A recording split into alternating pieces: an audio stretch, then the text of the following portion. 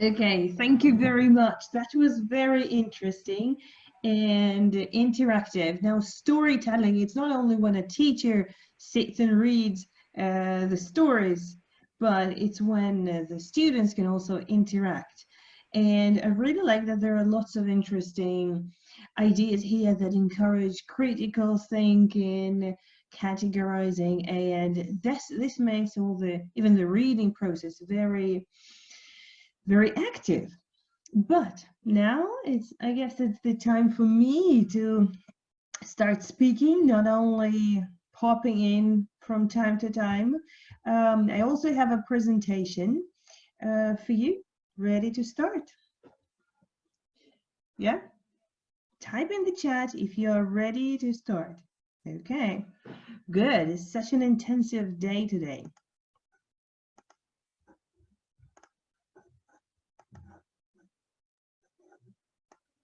Okay, and the question is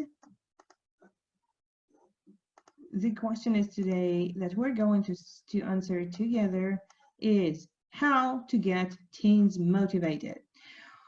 But before that, a little bit about myself. I am the Assistant Director of Studies at Language Link Rostov, a CELT-PS tutor, language learner, language language fan, and I'm a huge fan of learning, studying. As you can see, I am one of the CELT-P, CELT-S tutors, but my heart and passion, as I like saying, belongs to teenagers, because I've been teaching teenagers for all my teaching life, and probably that's because somewhere deep inside I am still a teenager. This is one of the things that can help to survive in a teenage class. Keep your own inner teenager in yourself. So the question is how to get teens motivated. There are some questions that seem to have no answer to them. You know, like the one from Alice in Wonderland. Why is a raven like a writing desk? There's no answer to this question.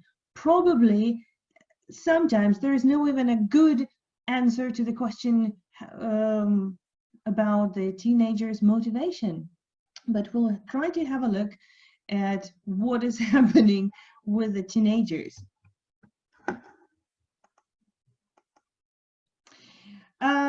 In this presentation, you're going to see some of the pictures. Most of them will be of my students, so a lot of real life stuff. Now, in the chat, can you please type 3 adjectives that characterize teenagers? Your personal opinion about your own students. Maybe you can think of yourself when you were a teenager. 3 adjectives.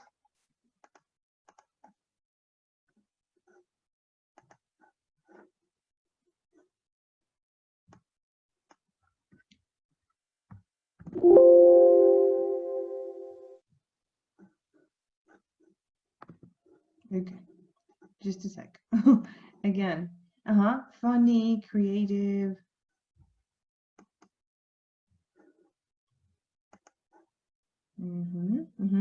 Talkative or closed, that's right.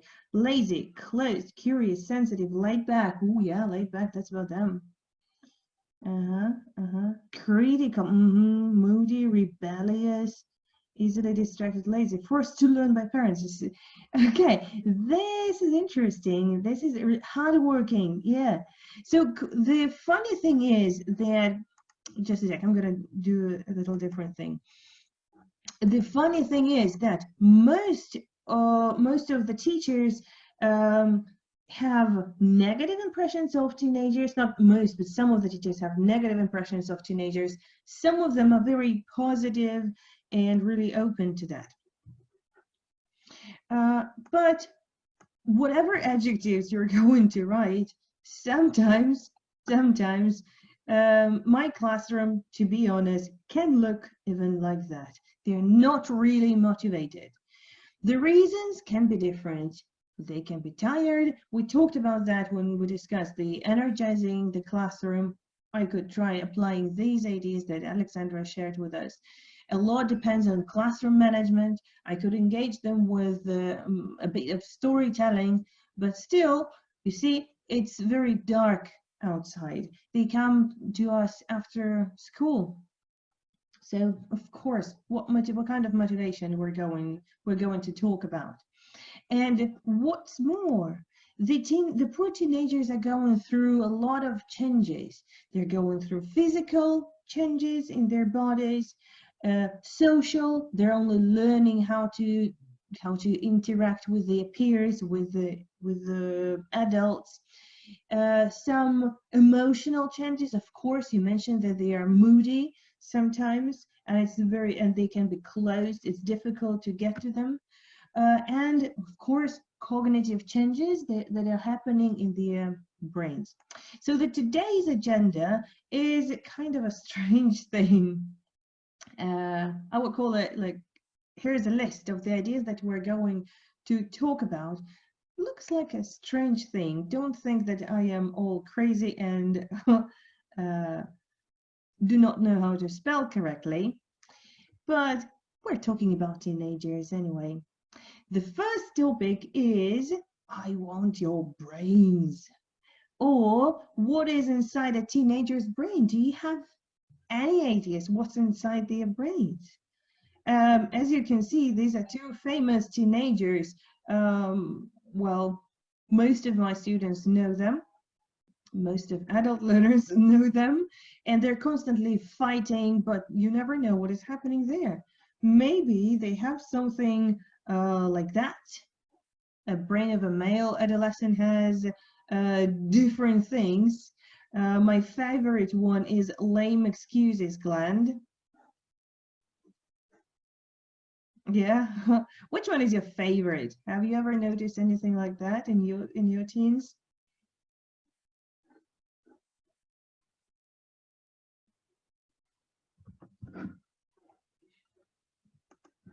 Okay, then here's the brain of a female adolescent.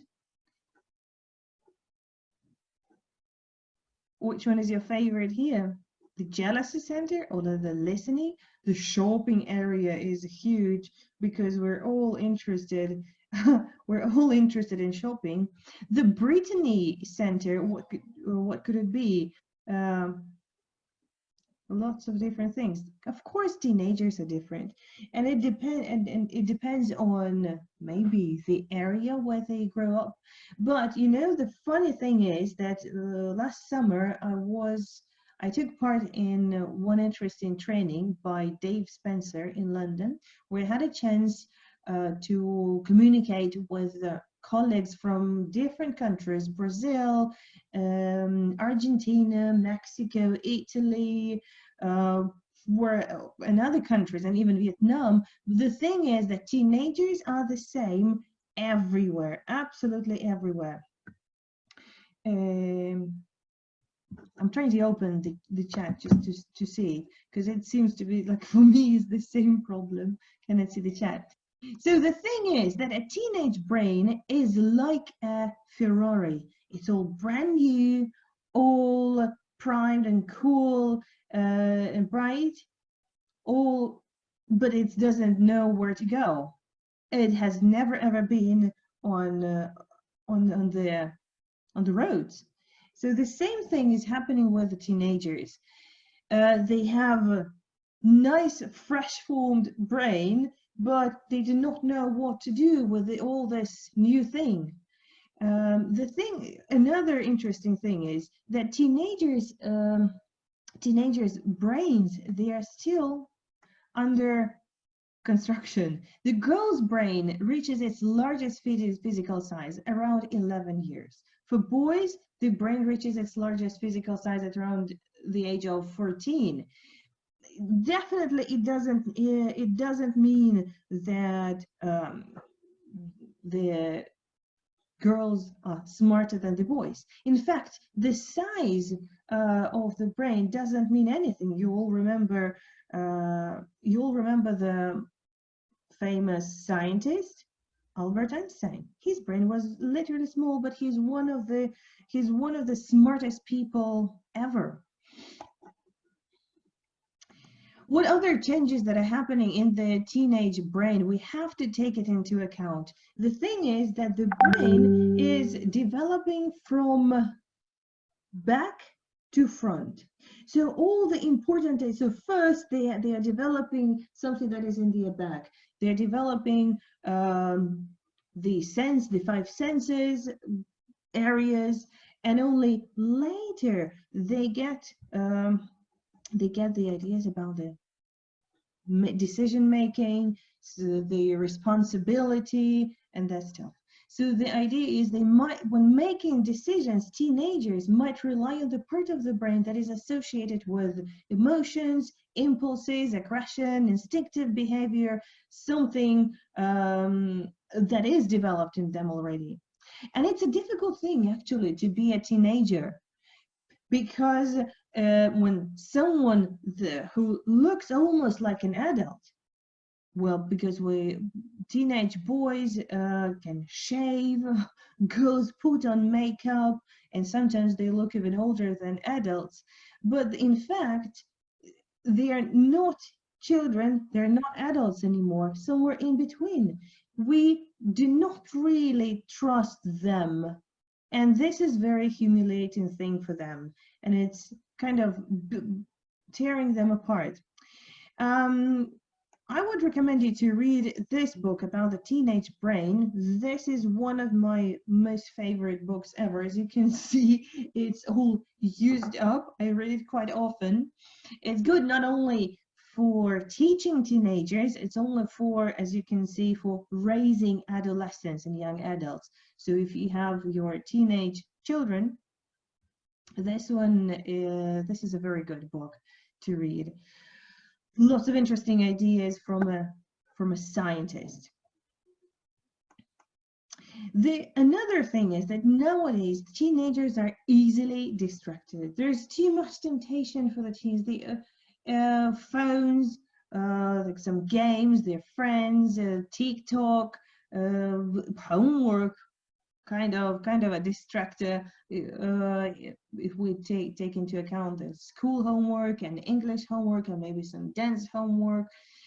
So the idea is that only the information that that is interesting for them personally, and if it catches their attention in a split second, it will break through all this huge amount of things that affect their attention span. But an interesting fact is that very few teenagers completely lack motivation. What they do lack is the motivation to do things that don't matter. Do you agree with this thing? If you do, you can type in the chat. And that is absolutely true. I agree with that, judging from my own experience. That is why another thing that is important is like, what's in it for me? Why should I do this? And you can see in this picture a very suspicious little guy. Like he used to look at me every time I gave him any task that he was not sure he was supposed to do. And like, why? Why should I do this? Because if I don't remember if you mentioned this adjective, but they are very egoistic. They are self-centered. What good thing will I personally get from it? And it's not only some kind of a reward or anything. They need to see the reason why they're doing something. I'm sorry. Another thing is that, of course, it's like nothing new in it, no rocket science. One size doesn't fit all. The thing is that we need to try to find context that is familiar and interesting for your students. And even if you're teaching one at the same level, one of the same course book, different groups, different interests. For example, I have two groups of teenagers practically the same level. One is B1 plus, one is B1, the same age, absolutely, but they're so different, totally different interests, different social, emotional context that they're in. I have to adapt the materials. So there are never two and the same lessons. If I taught this group that you see in the photo, it would be one context. And if you look at this presentation, you will see that they're interested in the Griffins, the Family Guy. Well, okay, but another group, you will be surprised, they were really interested in this family. When we were talking about families, in one group, I had several people who were real fans of the royal family. That is why should I show them pictures of random people from a course book if I can just forget about them, throw that away, and use them a real picture of a family? What do you think I did next? So I showed them a picture of this family. If you don't want to share like pictures of your own family, that is fine, you don't have to. So I asked them to do their research and to find information about other famous families that they are interested in. You would be surprised how many different projects I received. So girls were really keen on showing pictures of the Kardashians. Okay, others, somebody gave me the whole family tree of Donald Duck. Can you imagine? I never knew that Donald Duck has a lot of relatives, and they're of all different ages. They showed me families from different TV series, even manga cartoons. They got really engaged in that when I gave them this choice. In general, this material really matters, even course books. So please do not think that I encourage you to forget about all the course books that we're using. No, but just the material matters.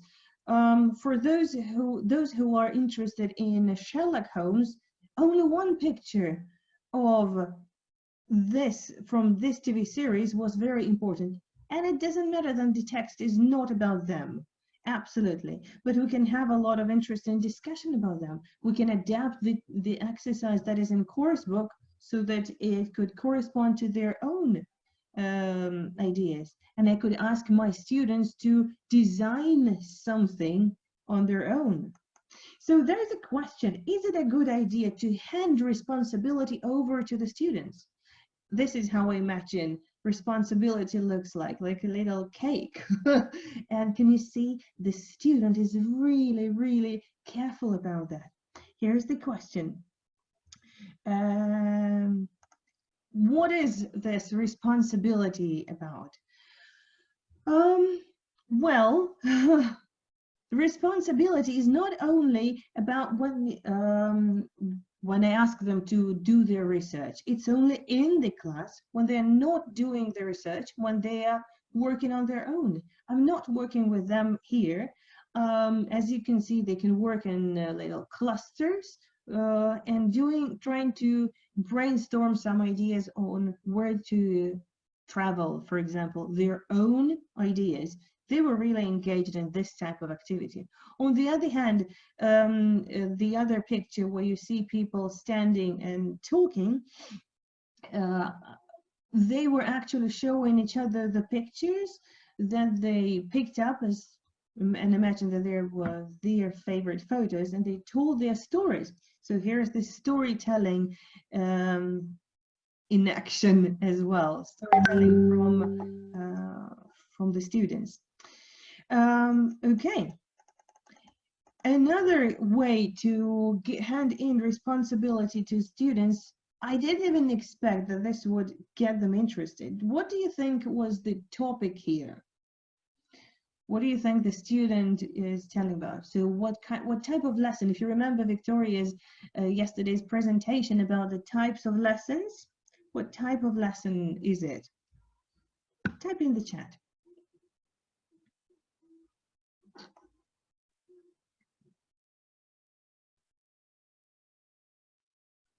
Okay, task-based functions. Okay, just a sec. Yeah, continue typing.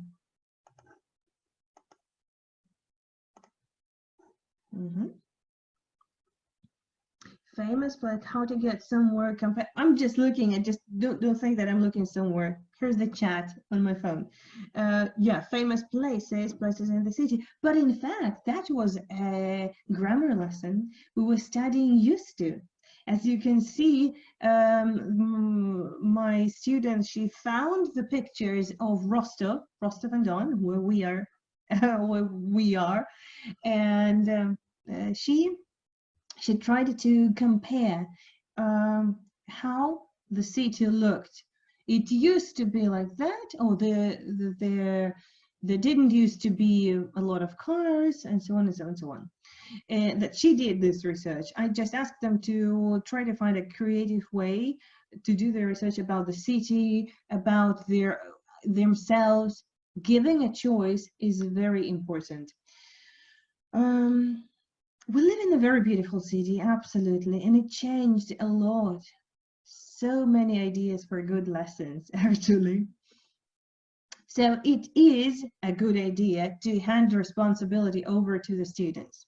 They become more autonomous. They learn some study skills, how to organize information, how to remember, how to revise.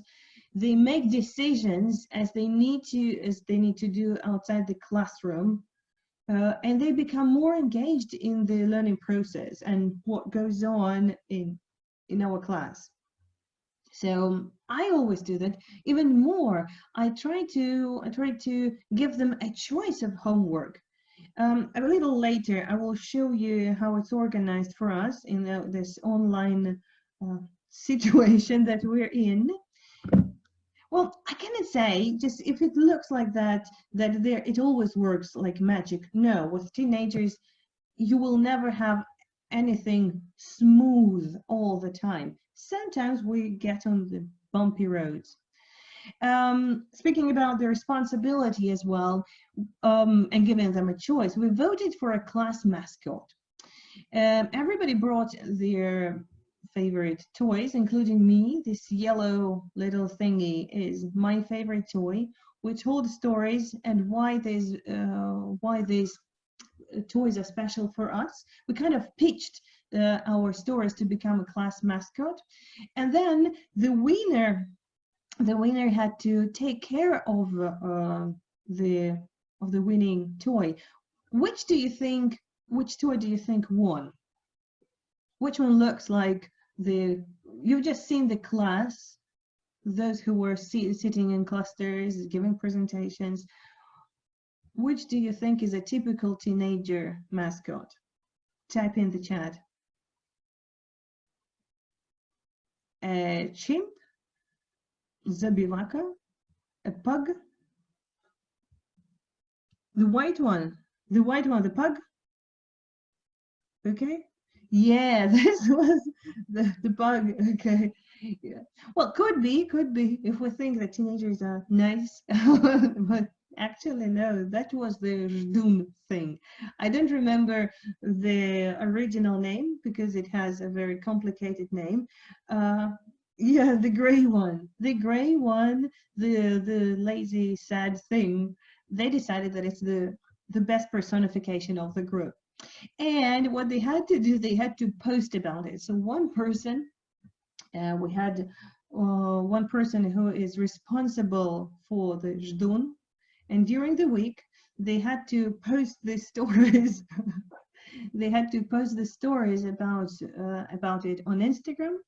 And again, I didn't specify the size of a post, what pictures to take. Somebody just posted pictures just with one line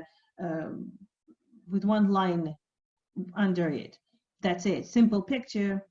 It doesn't matter. You just need to show the Zduns live outside the classroom. That was a lot of fun for it. Unfortunately, Zdun is only at one place now, and there is no rotation now because we cannot see each other. But anyways, we're going to continue posting pictures about him later.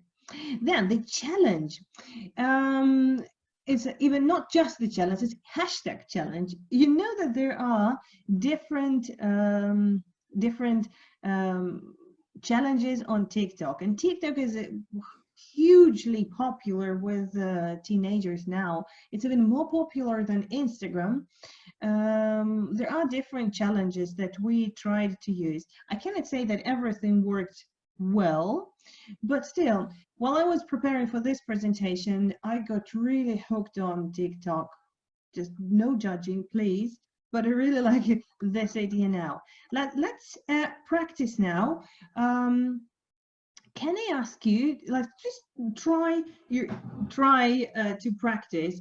Can you see this emoji of a hand here? The challenge here is to try to change the positions of your hands really quickly. So let's try to do this. We're going to practice very slowly. First, the fist, like that, like that, that. Oh, I cannot do that. I cannot do that. That one is fine. Interesting. Speaking about how to energize your class during the lessons, but let me show you how it, what the video actually looks like. Because I posted this on our Padlet.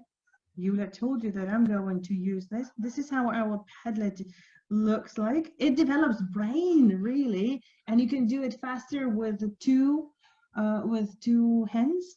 Now, here is the video. When I popped off, then you go gave me just a little bit of love. Okay, once again. When I popped off, then you go gave me just a little bit of love. Okay, so can you try to do that? Yeah, if you want, you can switch on the cameras. Are there any brave ones to switch on the cameras and try to do that together? Yay, Yulia, hello. Anyone else? Okay, Vika. Okay, let's try to do that. Let's try to do that together. We don't have to be always successful in this. Liana is joining in, great. Okay, ready? Yeah, okay, 1, 2, 3. When I popped off, then you go gave me just a little bit of love. Okay. You did it. Okay. But what I also like about it, thank you very much. Yeah. What I really like about this thing is that it's not only about the change in developing the brain, but it's also the music, and there are so many one hand to hands challenge, which is also great. And I'm still waiting for the videos from my teenagers. I was practicing it. I was thinking about showing it to you, but no, it's too funny. Okay, so this is a cool idea how to use TikTok in the lessons, especially for online lessons. And the challenges actually provide the students with goals. Yeah, and here is this thing kind of with the back with the voice on from the meme. I think it was the Game of Thrones. Goals. I haven't heard that name in years. This is the most important motivational ingredient of all. Again, coming back to the idea of like, why should I do this? What's in it for me? This is the goal. So by linking the completing of tasks to privileges, something good that you can get. So we're not thinking about motivation from the negative results, the punishment that they're going to get.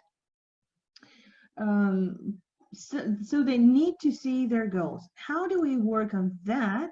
It can be, yeah, something like that. So this is something that you can find in Gateway Coursebook, for example. They have it in the form of a chart. Yeah.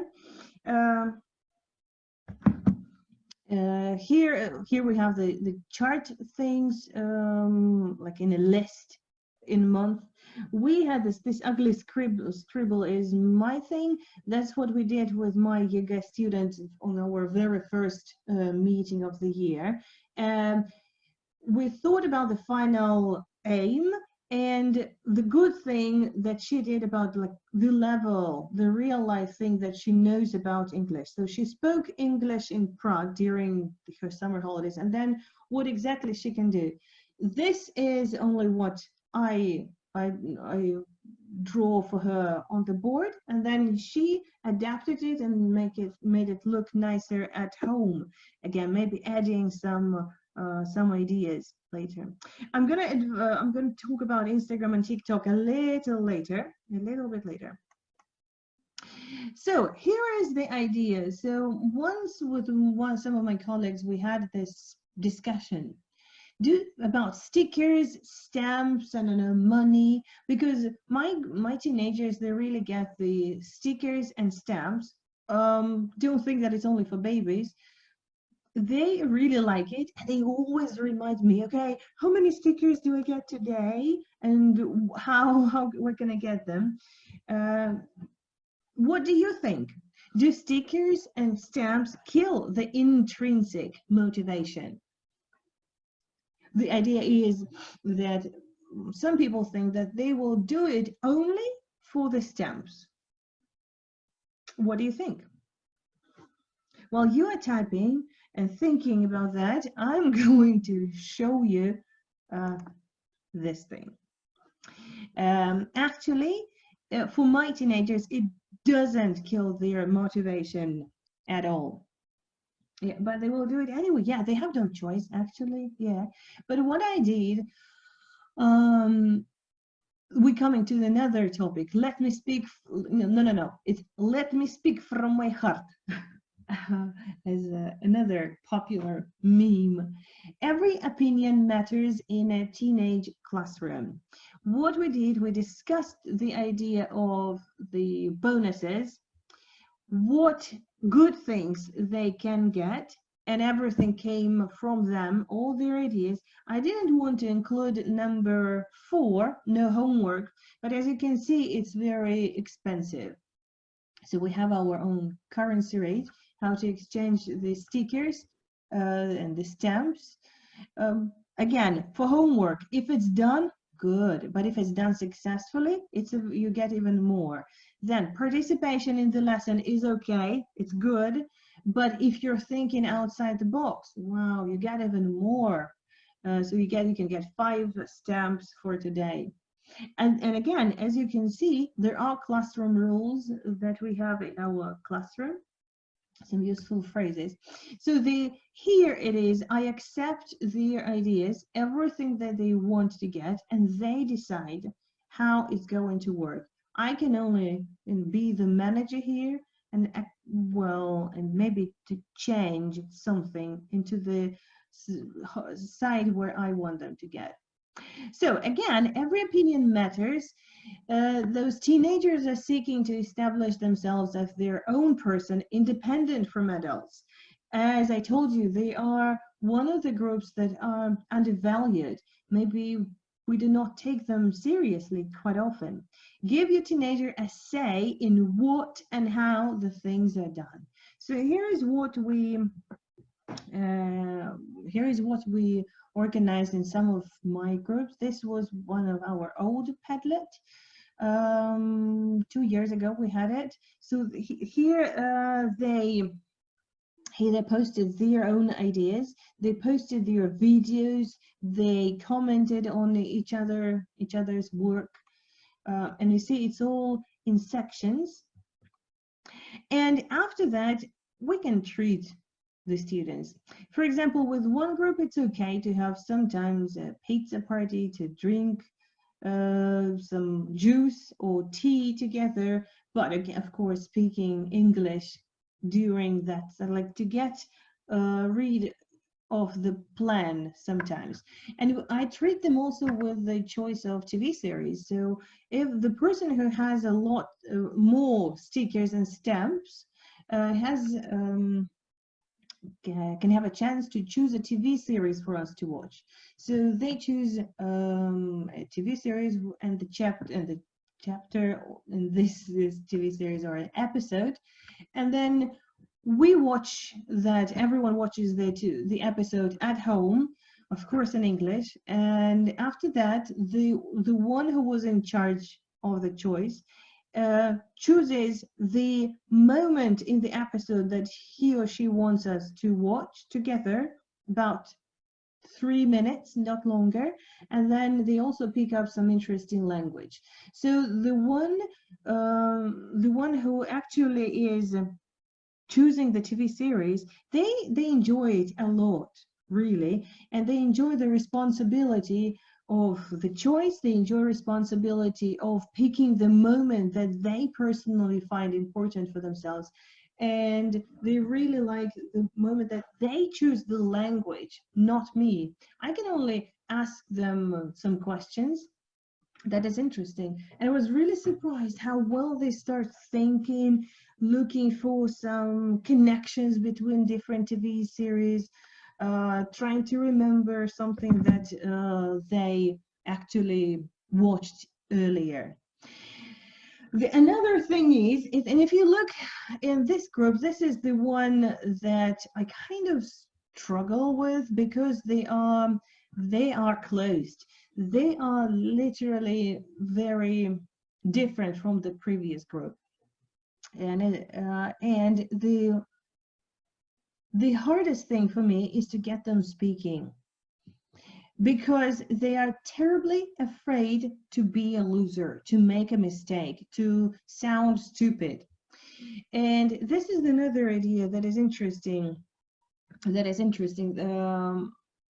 Some people who are afraid of making a mistake, they have a fixed mindset. So they say that failure is the limit of my abilities, and every mistake just devastates them. I'm either good at it or no, I'm not. That's what actually, this is not my thing. I took it from the internet, but this is exactly what one of the girls from my group told me. I like English only when I'm good at it. You see, when she can say something without mistakes, when she gets good marks in the test, she likes English. But everything else, she gives up. Oh, okay, I'm not going to say anything. That's a strange thing, actually. But there is this idea developed by Carol Dweck, another author that I would really recommend you to try to find online. She developed this idea of a growth mindset. This is something that I am really doing my best to develop in my teams, where a failure is an opportunity to grow. This is where you can encourage your teenagers to ask themselves a question. Okay, I made a mistake, but what can I do to improve? What can I do to become better at it? What lesson do I get from this? Challenges help me to grow. And here, that is why also it's connected back to the idea of the bonuses that we had on that board. I also give some rewards for homework, for participation. Maybe this person was participating in the lesson, but he or she was making some mistakes.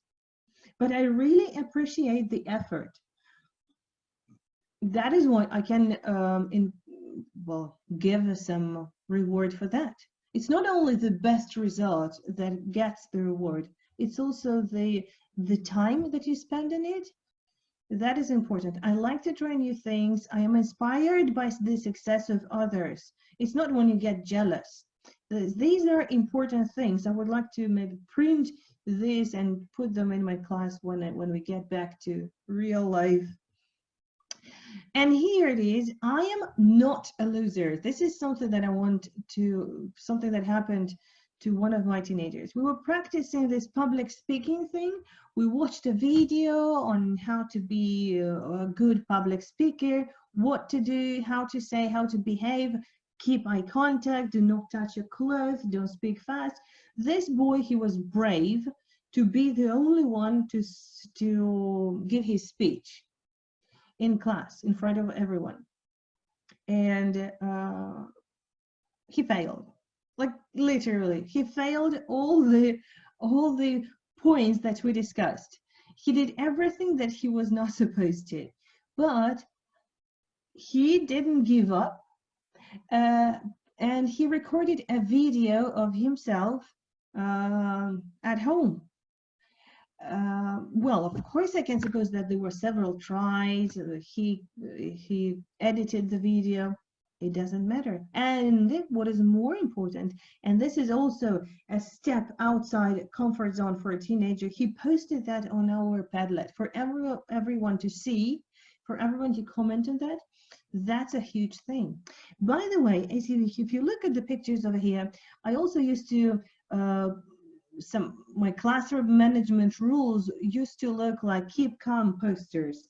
For example, different memes. Again, Alexandra asked how to use memes, and we can use it also for classroom management. Keep calm and stay focused. Keep calm and do your best. Keep calm and speak English. Keep calm and do your homework. Keep calm and never give up. So these are the things that they always had in front of their eyes. The power of good classroom environment. Yulia also mentioned that. Then another thing that is important to know about teenagers, that their memory, the brain is like the hard drive on the computer. The space is limited. The teenager's brain works on the use it or lose it principle. So, of course, we don't want to lose anything. We prefer to use it. So that's what our lessons look sometimes like. They analyze the stuff, they create something, the ideas in their heads, and then they apply. Here you can see the Cuisenaire rods, which we used to retell the book that they were reading, a chapter from a book. And they got really creative, maybe a little bit off the track, but it doesn't matter. They were using English, they were using their brain to create something, and then I just got them on the track. And then we're going to have some fun. And then one of the, of course, this is about the games. What do you think this can mean? This is one of the comments I recently received after one game we had in Zoom with my teens. WP, bro. What do you think it is? Type in the chat your ideas about the meaning of this slang. While you're typing, I'm going to show you some more pictures here. This is in this dinosaur, the curious dinosaur. I don't remember the name of this meme, but this is the meme that one of my teens created when I asked them to create their own memes. If I don't play games in English, why I learn it? Again, as you know, memes don't have to be all grammatically correct. There is a mistake, but okay, nobody cares. Velociraptor, yeah, thank you, Scott. And then I realized, okay, games are important. Wanna play, Leonard, wanna play Brawl? Brawl is good, but it's a comment that they give after the game. Well played, Brawl.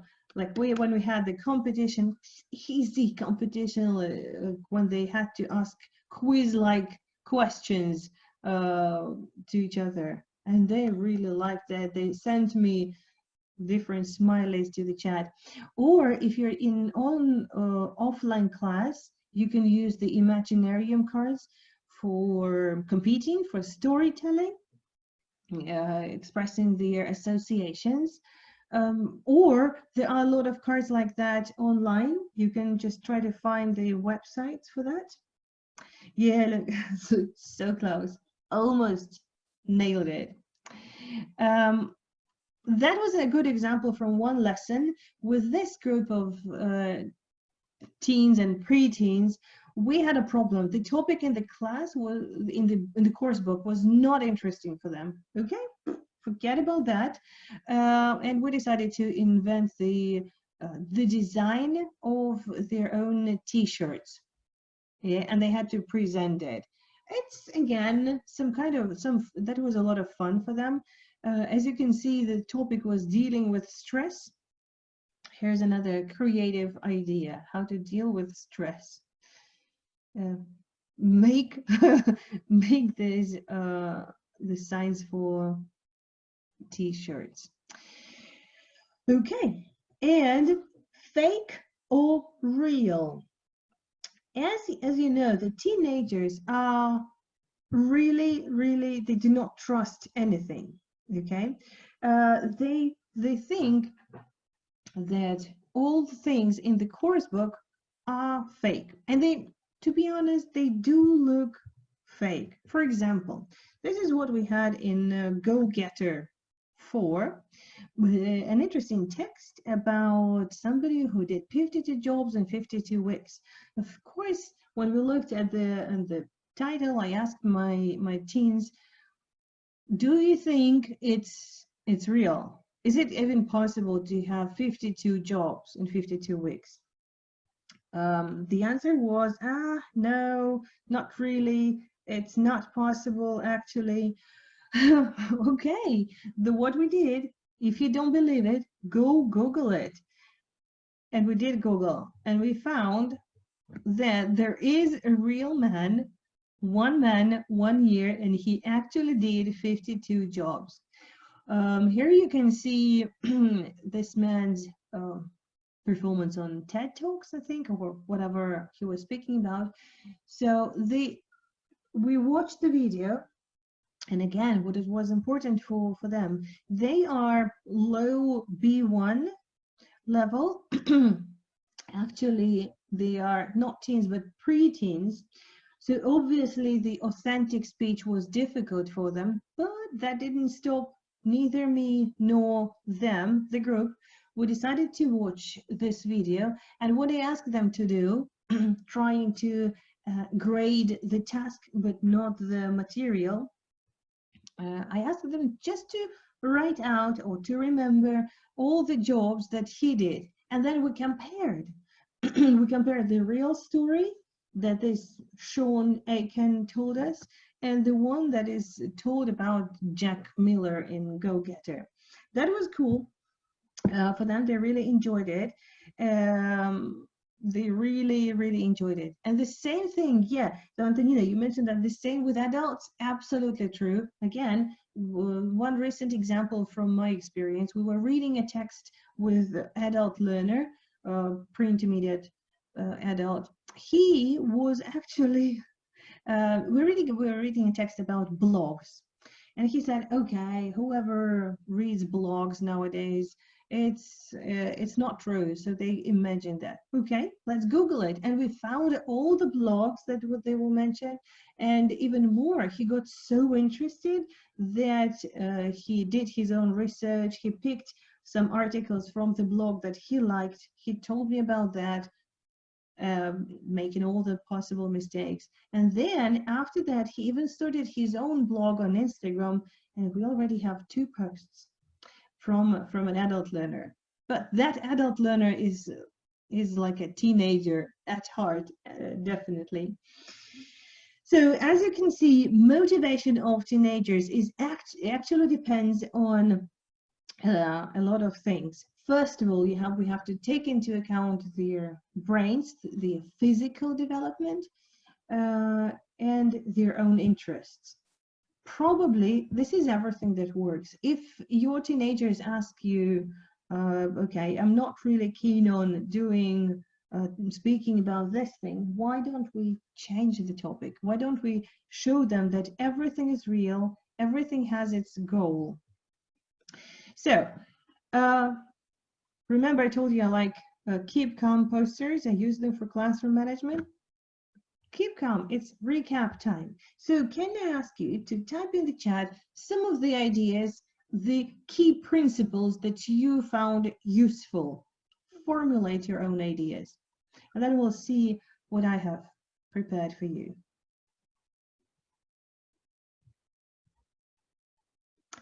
Waiting for your response to the chat. Set goals, that's right.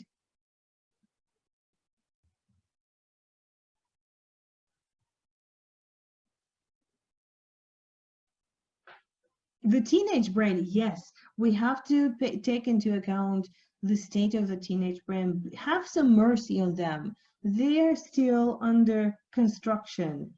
Um, be meaningful, exactly.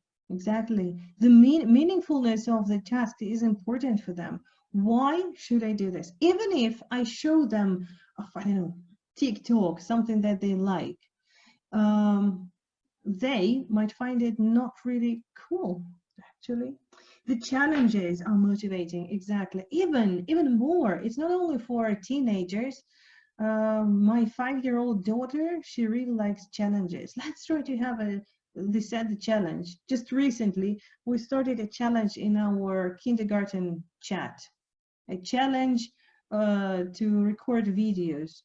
Who's doing what at home while being on a lockdown. Perceive them as adults, give them a say. Exactly. Have fun in every activity. Well, I didn't say that have fun in every activity. Yes, there must be some kind of fun, not always. It has to be, again, meaningful, as Yelena mentioned. Meaningful fun is a good one. The context should be encouraging and interesting. Responsibilities, that's right, good. So here are some of the ideas. The teenage brain is under construction, so have some mercy on them. Find something that is of a personal interest for teens. It is a good idea to hand responsibility over to a teen. Teach to admit failure and foster growth mindset. When I found this idea of a growth mindset, it literally turned upside down all my attitude to teaching. Fun is cool when it is well justified. Again, when you explain to your students why exactly we're doing this, that, why we need to have some fun now, you don't have to tell them, okay, we're doing this because we need to have some practice in some present continuous tense, for example. No, but if they have to describe something, they have to see themselves the reason behind it. They challenge everything, including you. That means they will be testing you, your ability to remember things that you promised. So if you promise them to give a sticker or to give them a kind of a reward, they will remember that. They are going to test everything. And the moment they see that you are, well, not really ready for the lesson, or the moment they see that you are not really ready to adapt, they kind of lose their trust in you. So that's a very tense situation that you're in. You have to be very ready. Yeah, if they're afraid of failure, they will never try. Exactly. One of my favorite sayings is kind of my motto in life. You never know if you don't go. That's what I keep telling to my students. And then agree to disagree. We agree that we decided that yes, everybody is different and we have different opinions, but most importantly, one thing that demotivates the students, it's when there is only one opinion. On the one hand, when you try to be an authoritative teacher, or on the other hand, when you try to be like, okay, I'm going to be your friend, do whatever you want. So no, you are the adult, and they trust you. As I mentioned, they can challenge you. They can challenge your role as an adult in the classroom. You have to be not the king, but the manager of everything. You accept everything. You agree with their decisions, but then you're the one who makes the final decision. Even if you give them a choice of homework, it has to be like either this or that. But again, they don't need to know, it's a secret, that it was your choice what to give them to choose. So they need to see the adult, they need to see the leader in you. That's one important thing. Okay, so this is actually what I wanted to show you in terms of presentation. But I would like to show you the Padlet more, how it is organized with us. So yes, I have around 4 minutes for that. Yeah.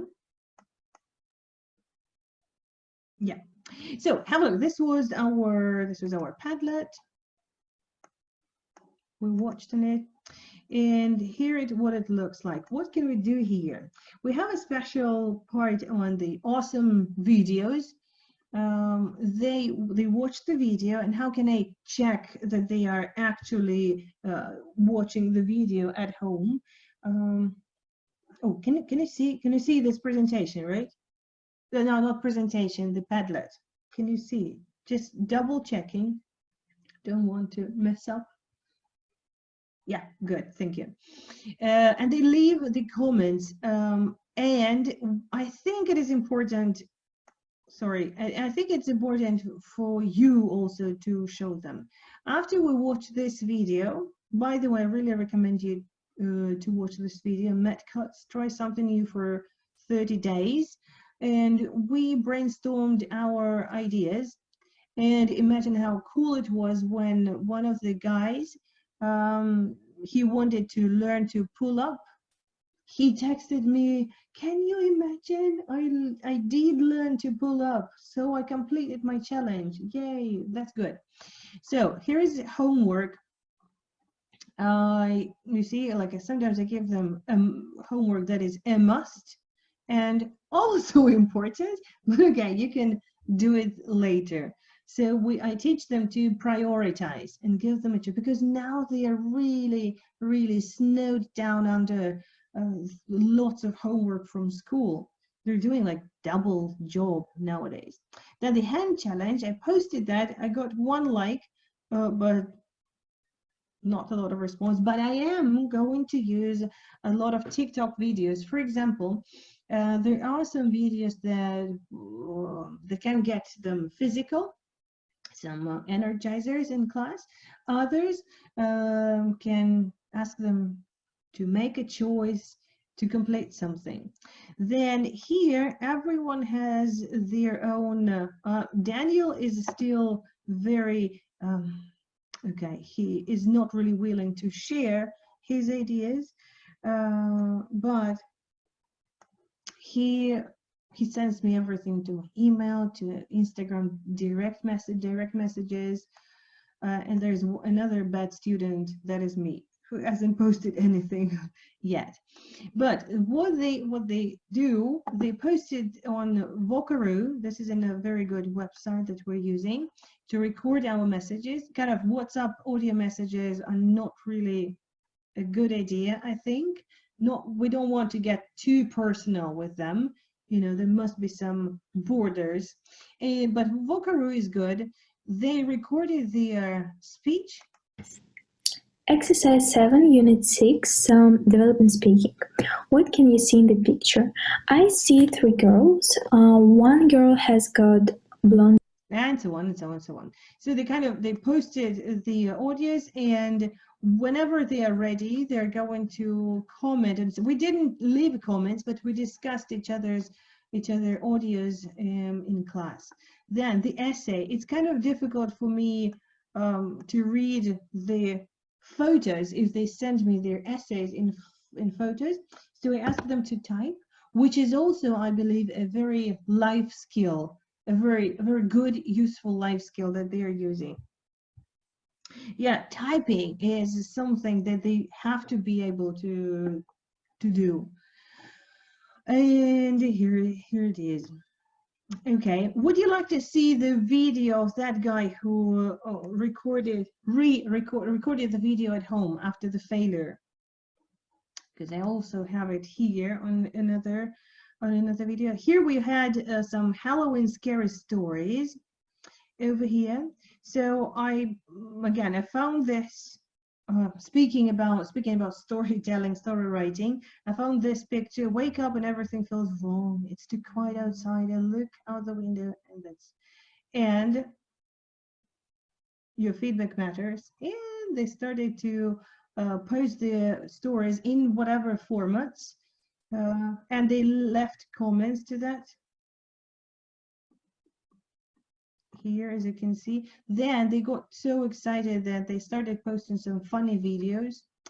We decided to post the pictures of the board when we were trying to untangle the murder on the Orient Express. We kept this, trying to, like real detectives. They had their own blog entries. We're going to talk about blogs, and this I will tell you more like pre-story of this thing later. And here's the body language. Misha was very active describing things. And here's the video. Hello people. Hello And people. my topic sounds like whole world should speak just one language. Yes, and let's discuss it. I think it would be cool if people may speak one language because it would be easier to communicate and get new friends. And just people would get closer to each other. It would be easier to understand each other. So many problems would be decided in a peaceful way. And maybe all countries would connect to the one big country. And if it will happen, they won't any wars enough. And I think it's very cool, isn't it? And it was my opinion to this topic. Bye-bye. Okay. I hope it was not really lagging. And you could see at least anything. The idea is, again, he was making some mistakes, but okay, who cares about the mistakes? I really liked that he, first of all, he spent some time on it. I really like that he put a lot of effort on editing, and he likes doing this thing. He actually later he tried to continue recording videos. And this, by the way, just to tell you a very sad story, that it's not always the teenagers who lack motivation. This guy, as you can see, he was absolutely motivated. He was really interested in every lesson. So intrinsic motivation was really high in his situation. But then came the mother, and she wanted to, she expected us to do only homework, school homework with him and in the group. So do you think we continued lessons? Unfortunately, no. So sometimes the teenager's intrinsic motivation is not everything, unfortunately. Yeah, any other questions that you have?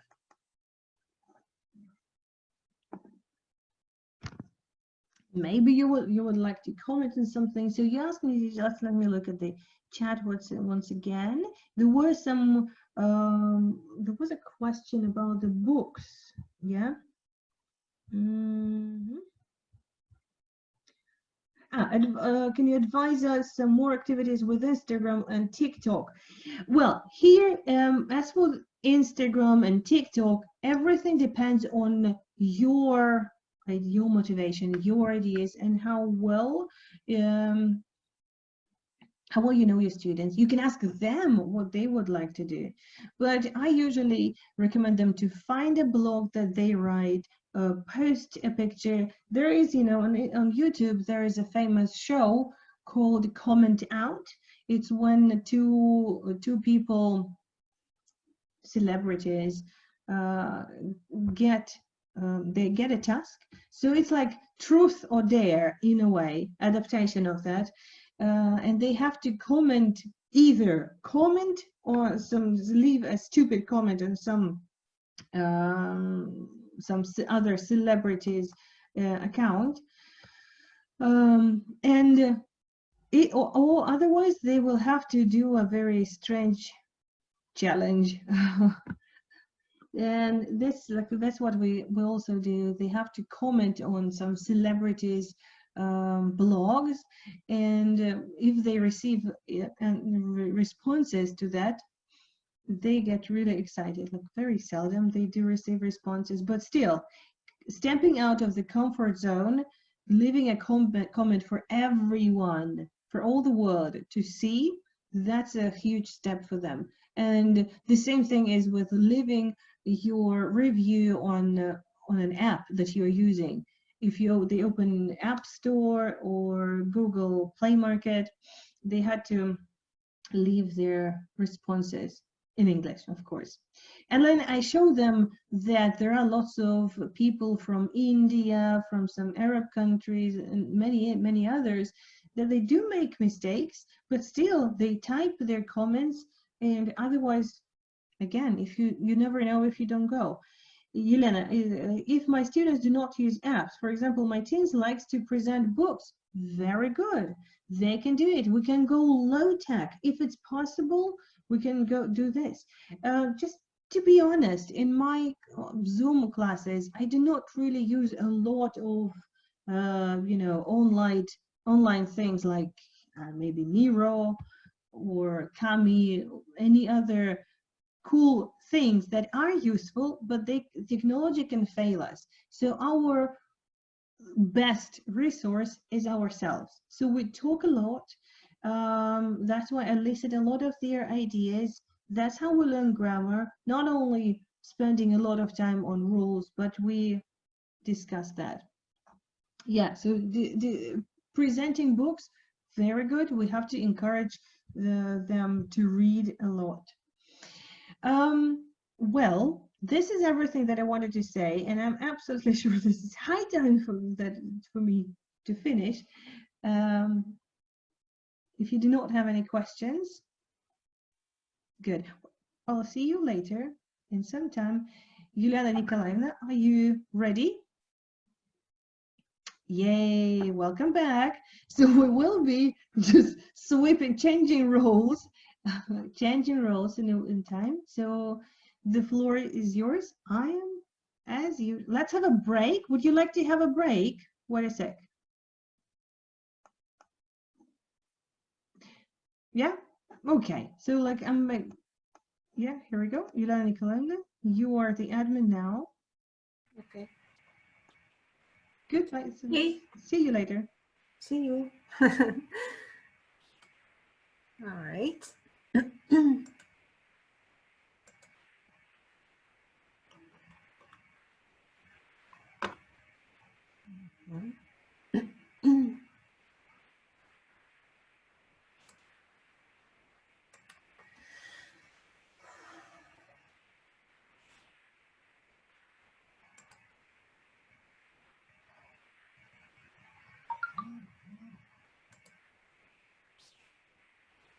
Okay, thank you for staying with us. It's been a long day and I hope everybody is surviving. Okay, there is a lot of food for thought. Thank you, Tatiana, for your interesting, insightful presentation about teenagers. Just to add a couple of sentences. So if your teenagers are not motivated, they're not to blame, actually, because the frontal lobe of our brain, it's called amygdala, well, it's fully develops by the age of 26 or 27. That is why early marriages are not recommended, okay, because people are not emotionally stable, right? Okay, but anyway, so we must be patient with them. Okay, right. So in this session, I'll be talking about how to make our course books more exciting and more beneficial for our students. Okay. And to start with, what are the typical course book activities? I think all of you are familiar with closed questions, open questions. So the difference is, okay, which one requires yes, no answer? Okay, so closed questions give no choice to our students. It's either yes or no. Open questions give more opportunities to express yourself. choosing the correct word from a box to complete the sentence, controlled conversations when your students are given prompts and phrases to use, matching activities, sentence completion, true, false questions, unjumbling sentences, listen and repeat, and so on. So these are the most common activities which you can find in any course book. Okay. Now, there are some criteria for an activity to be efficient and to facilitate language acquisition. Number one, an activity must expose the students to a rich, recycled, comprehensible, and meaningful input of language in use. Number two, it must engage them affectively or emotionally. It must engage them cognitively.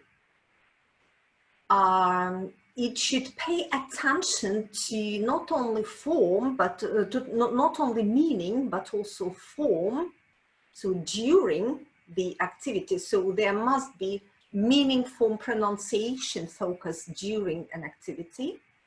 And number five, an activity must provide our students with opportunities to use the target language for authentic communication. Well, if you remember yesterday, I said that we need to start planning our lessons, thinking in what kind of real life situations our students might need this or that language, and then plan activities around it. So we need authentic, meaningful communication. All right, just to sum up, so the students must be cognitively and emotionally engaged. So activities must be meaningful and authentic. And during an activity, all the three aspects of the language, meaning, form, and pronunciation, must be engaged. Now let's have a look if our course books and if our common course book activities meet the requirements. Well, actually, I'm interviewing lots of people, both for job opportunities for CELTA and Delta, and I always ask them a question about their favorite course books. And I'm glad to tell you that none of the candidates has ever told me that they have a favorite one, which is good, okay? Because being a good teacher, you need to pick and choose from all kinds of books and try to adapt activities to cater for all your learners. All right, so the first one I mentioned was closed questions. Closed questions, as they give no choice, they are unlikely to meet any of the criteria. So there is no engagement, either cognitive or emotional.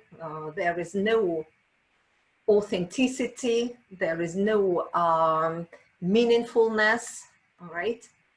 Open questions are much better. So they meet 4 of the criteria. Choosing the correct word, well, according to the research, they meet none of the criteria because in most cases, again, according to the research, students just make their guesswork, all right? So they try to guess which word goes with which one. And in most cases, it's just a test. We're testing their knowledge. Controlled conversation, again, none, because it's a prefabricated conversation. We provide students with prompts and they have nothing to worry about. Actually, they act out ready-made conversations. Matching, again, none, because in most cases, like with choosing the correct word, it's just guesswork. Sentence completion might be challenging because if you give them a sentence to complete, they might come up with lots of ideas and therefore could be cognitively engaged.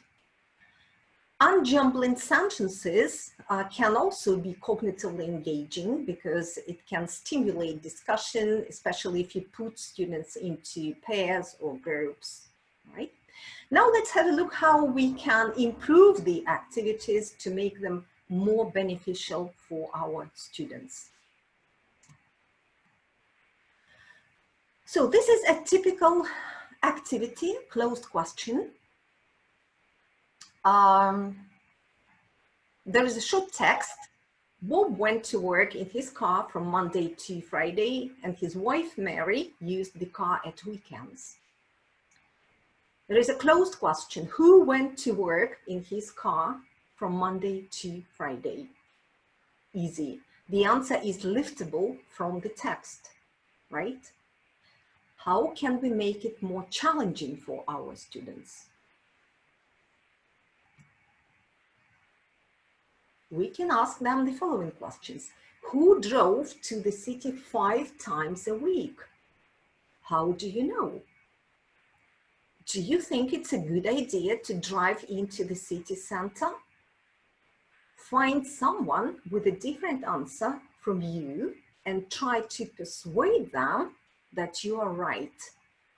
You see, from a very simple closed question, we can actually develop a conversation. And if you look at the last question, we can even practice some functional language, the language of persuading people, okay, of convincing, agreeing, disagreeing, okay.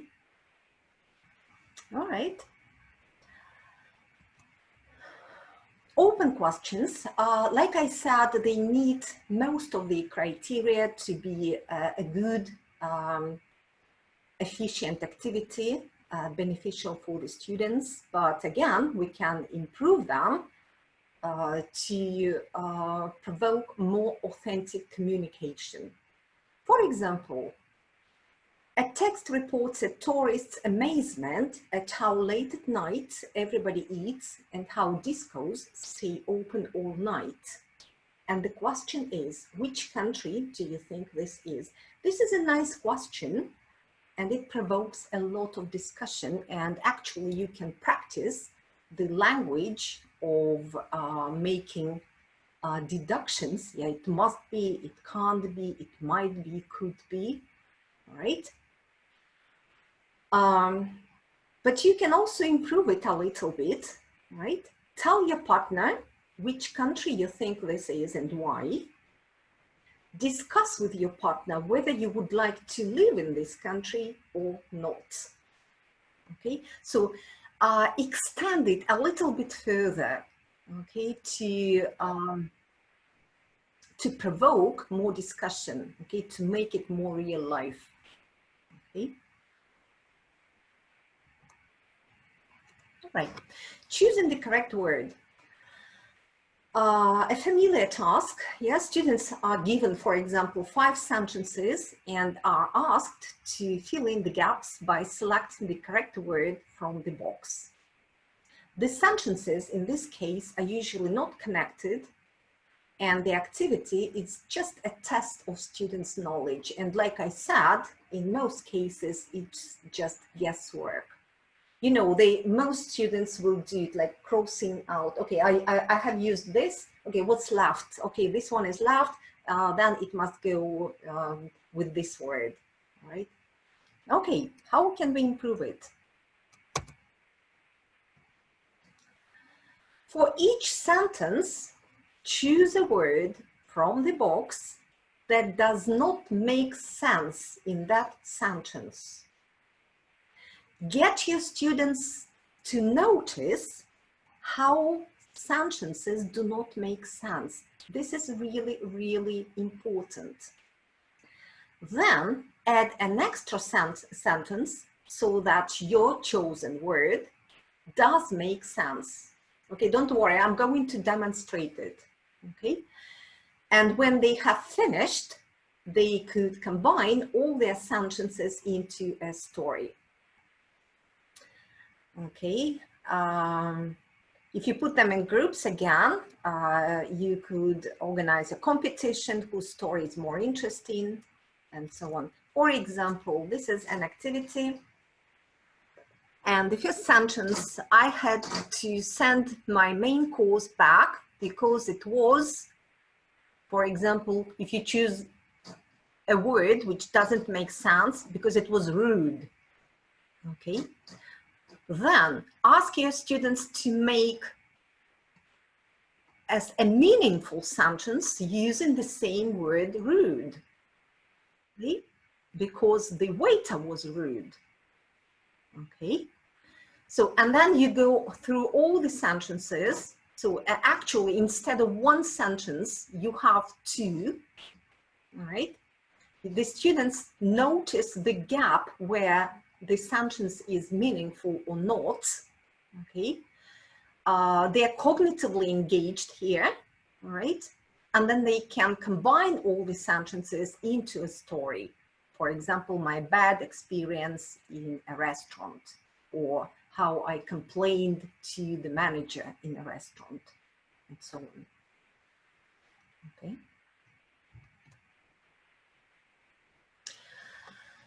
We need to get students to create meanings. Otherwise, it's just mechanical work. And yesterday we talked about audiolingualism and a lot of repetition, which is in most cases meaningless, and it's just parroting, and it doesn't give any benefit to our students. So in order to learn a grammatical feature, the students need to practice in using it, making their own meanings. All right. So the fact that students can do grammar exercises well is no guarantee they will be able to use them correctly in real life. So they need to create their own meaning. They need to put the words, the meanings of the words into their own circulation, and to notice that some sentences do make sense and some sentences are meaningless. All right.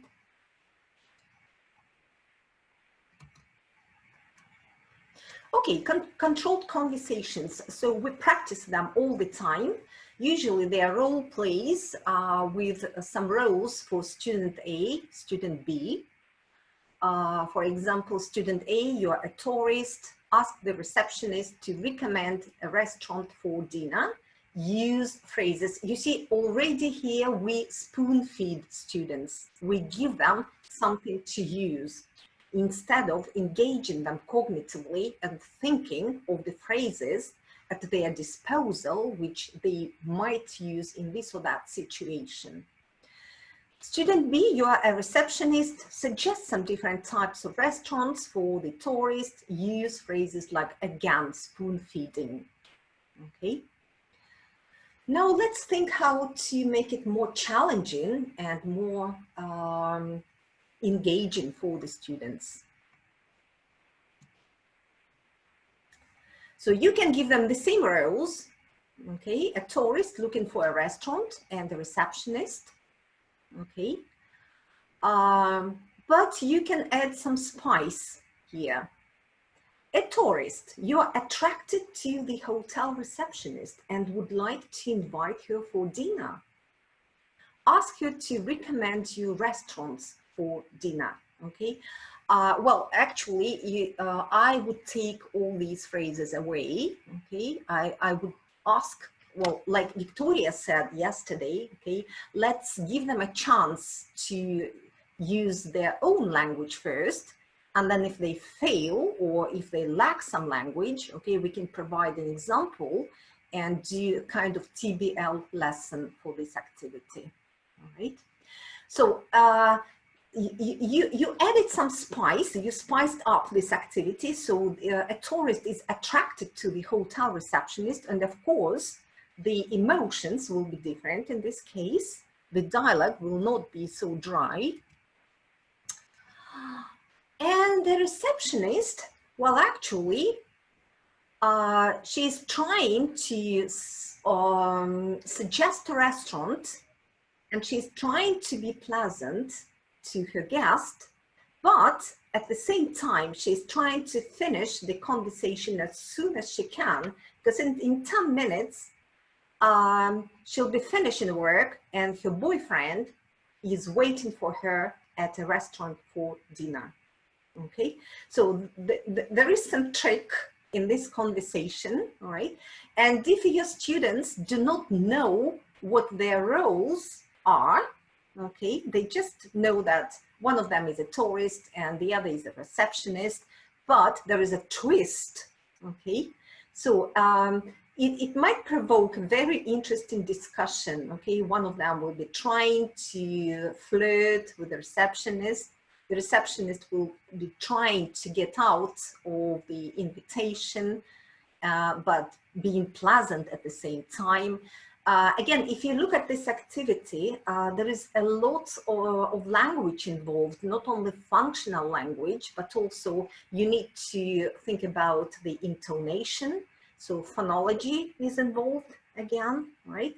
So you can actually practice a lot if you design it like this.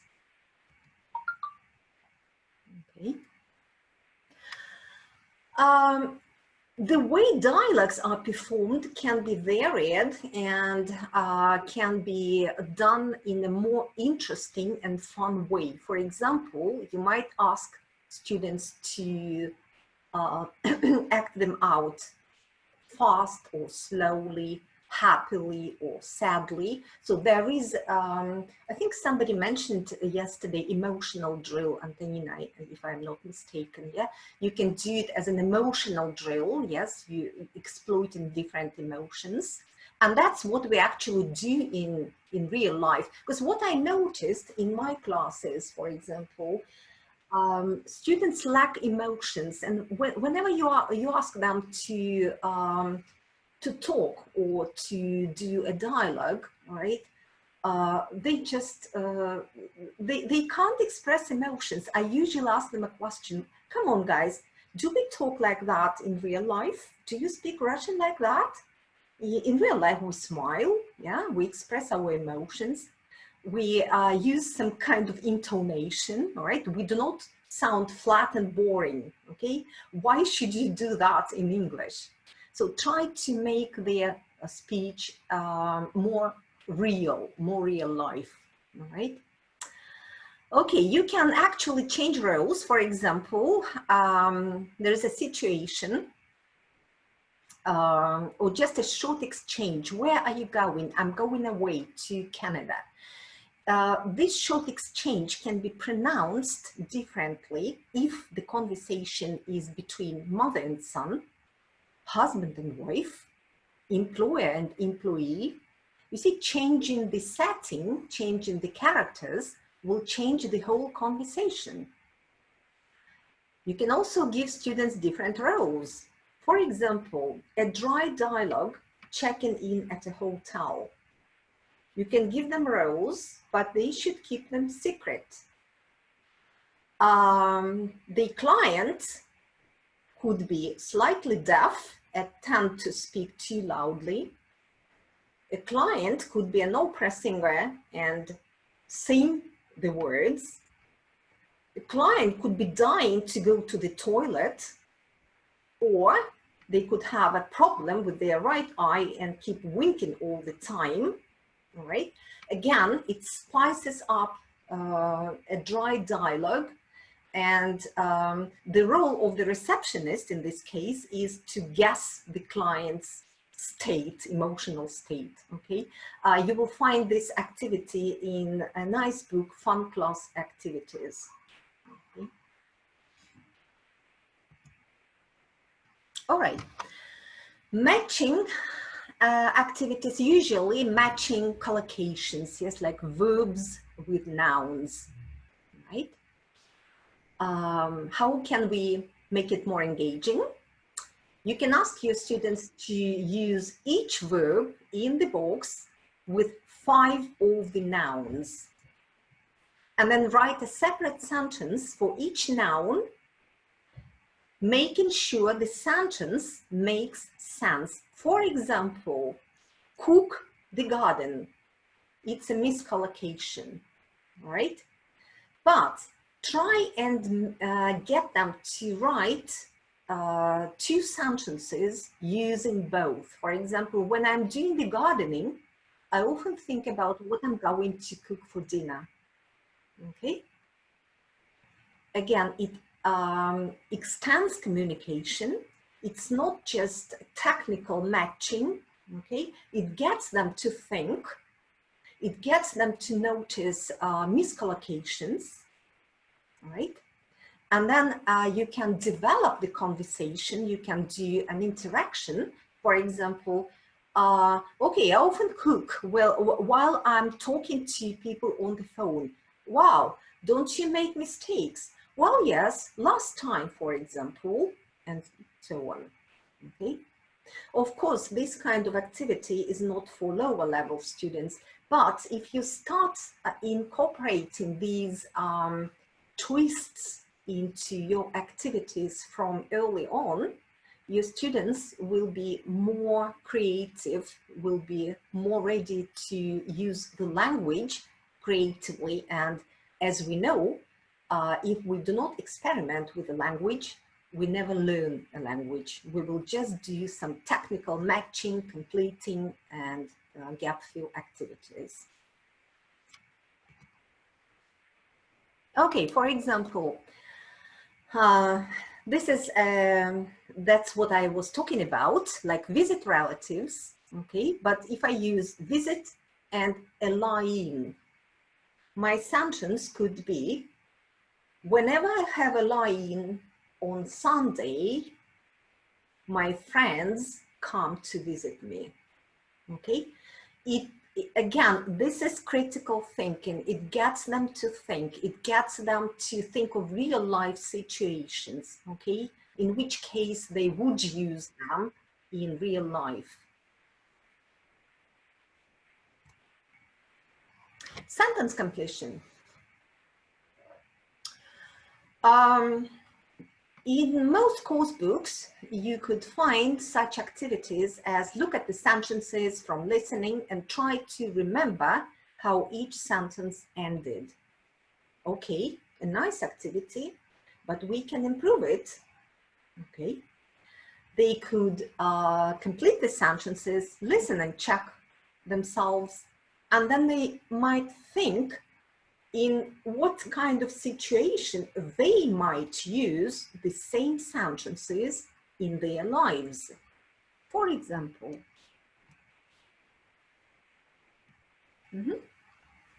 okay, so what's missing? Come and see what he wants, or go and see what he wants. Look, tell Tony, I'll be in early tomorrow, for example, okay? Whatever, these are sentences from the listening, but after that, ask them to think of the situations in which they would use these sentences, okay? And probably they could act out dialogues using the same sentences, but in their context.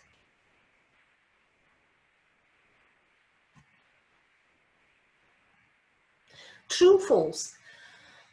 I hate this kind of activity because it's absolutely not real life.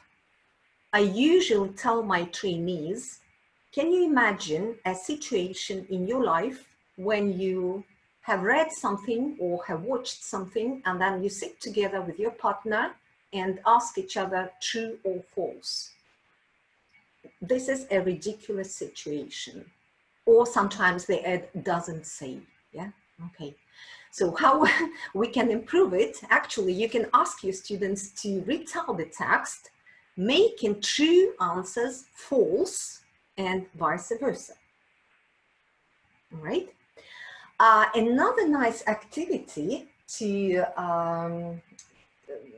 check reading comprehension or listening comprehension is it comes from the lexical approach, by the way. You could give your students some sentence frames, yeah, or formulaic expressions like I have never heard that, I didn't know that. I was surprised to know that, okay, and so on. And it actually gives a real life conversation, real life discussion, yeah? Because nobody in real life discusses anything or shares anything asking true, false, okay? We usually use some phrases. Have you heard that? Did you know that? And so on. Unjumbling sentences, okay? Usually these sentences are decontextualized. There is no context, okay? And we check, they are cognitively engaging, by the way, okay? Because students have to think about the structure of the language, but we can improve them and exploit a text for jumbled sentences. After reading a text, you can take out some useful grammatical, from the grammatical point of view, sentences, jumble them, ask students to unjumble them without looking at the text, and then check themselves against the text again. Well, the problem is, especially with texts, we do not know how to exploit texts to the full.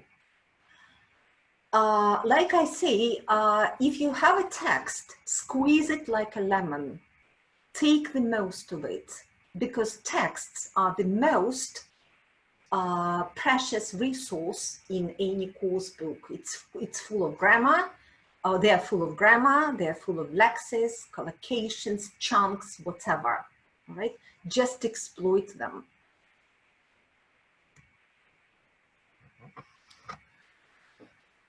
Correction activities. So you're also familiar with such activities as cross out the incorrect sentence. Did you used to visit, or did you used to visit? Well, obviously A is correct, okay? But again, extend it, use it more, make the most of it, right? Ask students to make the sentences personal to themselves, all right? Did you used to visit the zoo when you were a child? Turn it into a find someone who activity or an interviewing activity, okay? Not just simply ticking A or B correct or incorrect.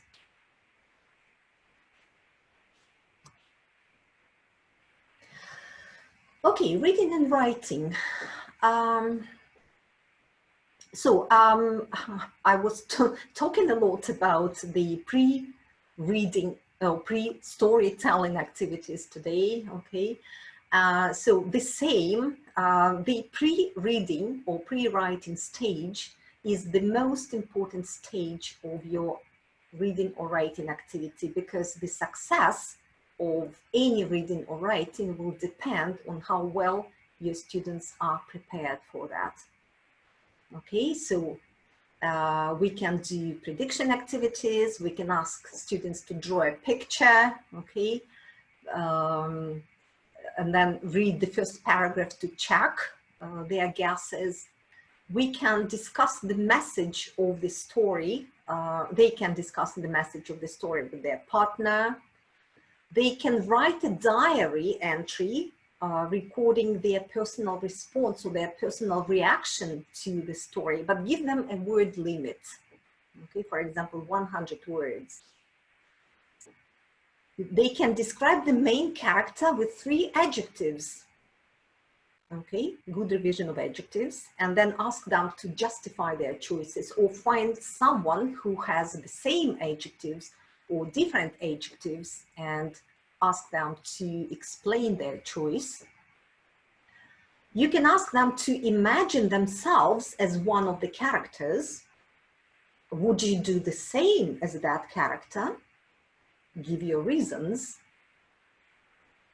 And I also mentioned this activity. You can ask them to continue the story, to write another paragraph, okay, to give it a different ending.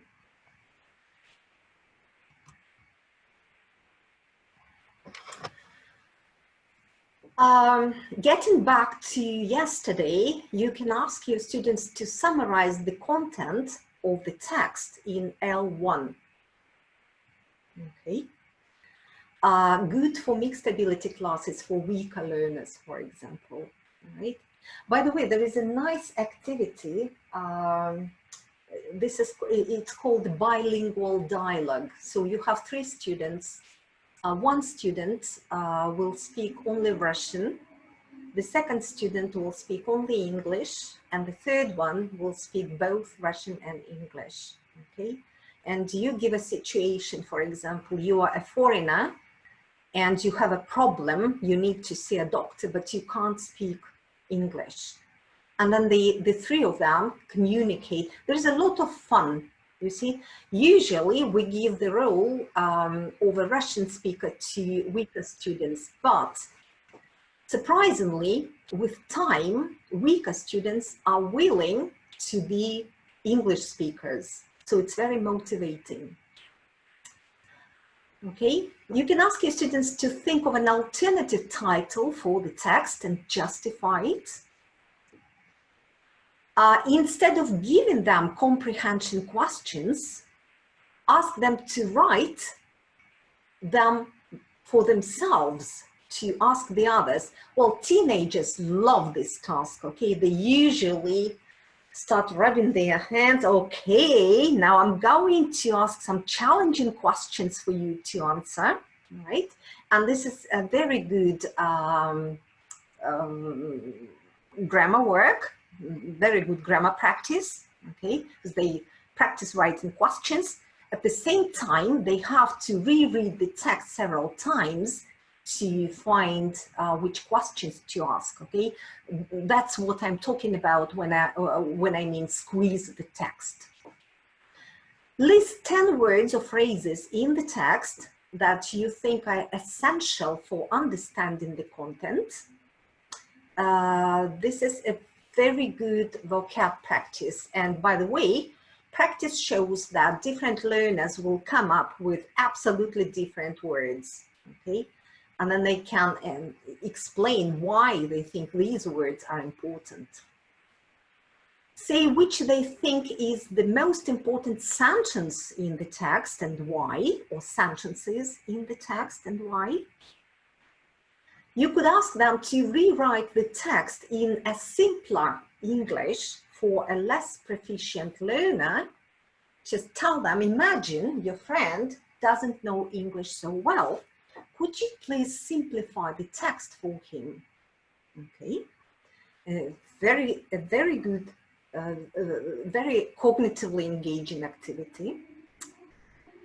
They could rewrite the text in a different style, for example, in the form of an email, an interview, or using different style, either formal or informal. Okay, they could write some questions they would like to ask the author. Okay. Higher level students could write some criticism or review of the text. Again, here, like I said in my previous talk, we try to combine reading and writing. We try to integrate skills. Okay, grammar.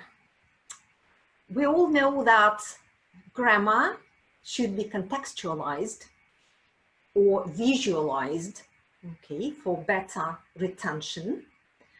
I found an interesting site, it's called funnyjunk.com, where you can find funny pictures for practically all grammar areas.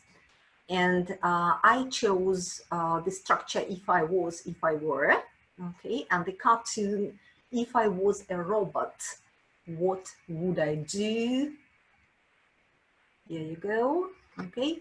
If I was a robot, so they try to discover the rules, they notice the grammar from this cartoon, and then they design something of their own, not necessarily a robot, but for example, if I was a dog, if I was a cat, if I was a Mercedes, or if I was Summer, or whatever, you can actually go as wild as you can right?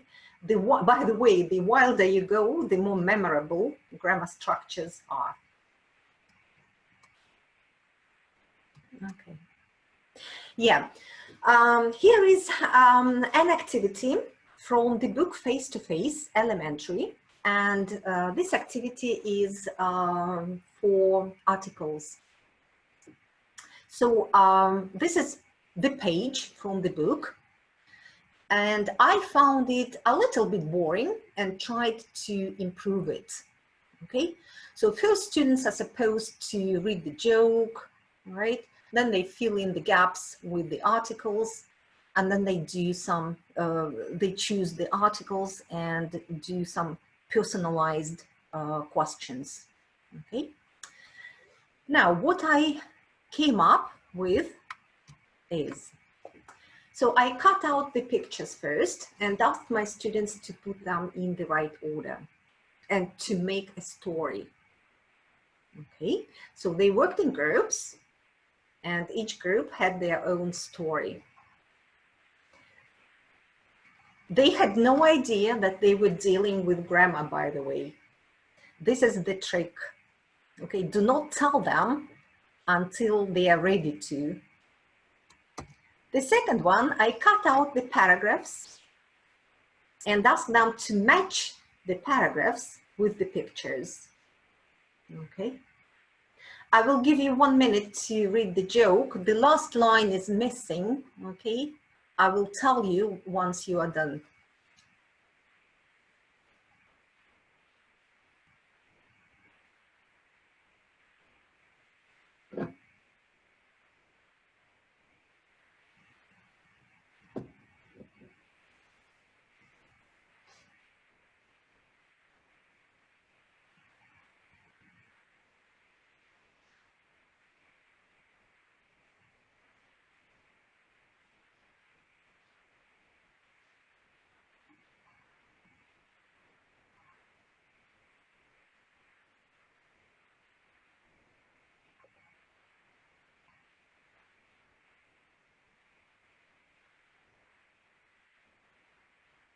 Okay.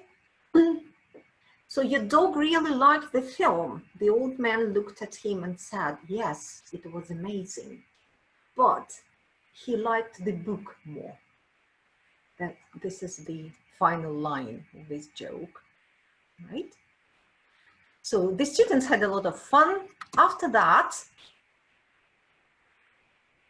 instead of just asking the students to fill in the gaps in the with the articles, okay, sorry, before that, I put them in ABC groups and asked them to look back at the joke. So group A was responsible for AN article, group B for the article, and group C for 0 article. So they worked out the rules, they underlined the examples, then I regrouped them so that they could have ABC in each group, and they taught each other the rules, showing the examples. So I monitored and double-checked they worked out the rules correctly. But for the next activity, instead of just sitting and filling in the gaps in the sentences, I organized it as a grass skirt activity. The grass skirt looks like this. So they worked in groups. This is an example of a grass skirt. So I put this is in Spanish, it's just an example. So I put the gapped sentences, these gapped sentences, okay, I put them on strips, okay, and each group had their own grass skirt. The task was to run up to the board, tear off a strip, come back, and fill in the gaps with the articles, all right? The activity is a lot of fun. So it's, it caters for kinesthetic learners. Okay, students are active, and what is more, they work in groups, which means that for the first control practice activity, they can still peer teach and peer help, okay, explain to each other teach each other, okay? And then they feel safer and more secure in this situation. The next activity in the book was choose the correct article and answer some personalized question. We had another race, but this time it was an envelope race. So I cut each sentence with gaps and put a set of sentences in an envelope next to the board. So in groups, one by one, they had to rush to the board, take one of the sentences out of their envelope, fill in the gap, and answer the questions, okay? In feedback, so they actually checked each other, all right? And then they tried to find someone something they have in common, right? For example, is there a park near your home?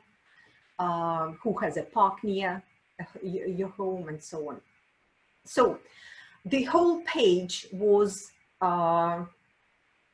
restructured by me, okay, and the lesson turned out into a lot of fun. Okay. Right, here is another example of a reading task. So this one comes from the book Natural English. There is a text about problem solving, and before the text you have this picture. Well, exploiting pictures, I think, again, most teachers under-exploit pictures, because if you look at this picture, you can practice practically everything here.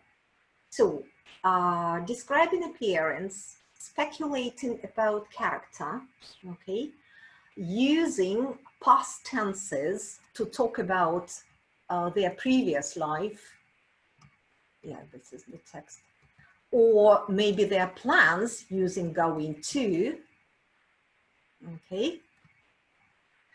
Or maybe present perfect, what they have done, what they haven't done, okay. So there could be a lot of talking before students start reading, okay. And as a result, so you kindle their interest, you arouse their curiosity, and of course it's more interesting for them to read the text after that. Again, ask them to write comprehension questions, trying to predict the content before they start reading, okay? Another unusual task.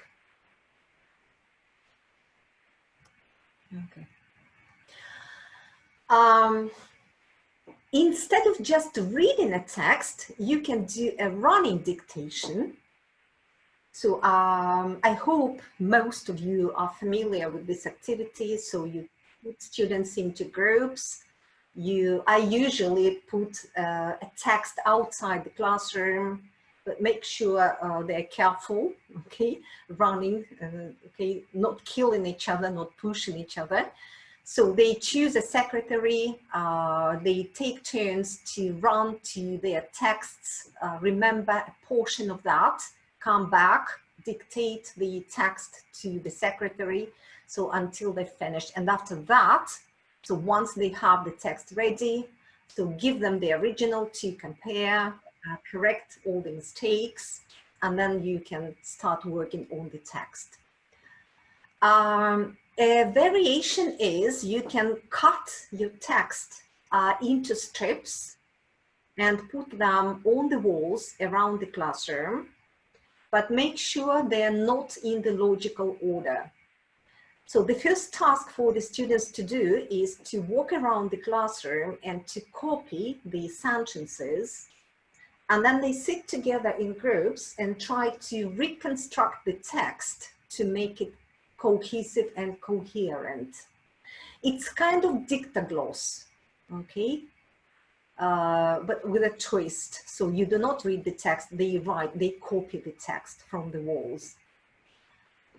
You can give them alternative lines. For example, students A's get lines 1, 3, 5, student B's 2, 4, 6, and then they dictate their lines to each other until they have the whole text before they start working.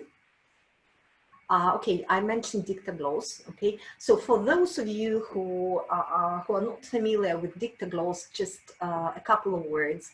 The main thing is to read a text at a natural speed. You cannot slow down. So you read the text once, your students listen. The second time you read at the same speed, natural speed, they take notes. And then you put them into groups to reconstruct the text. Okay, there's a lot of language work involved here. Jigsaw reading. So the traditional jigsaw reading, you have one text or two texts, for example, right? And they read their portion of text and then they sit together and share, right? But you can also give them different texts on the same topic to share, okay?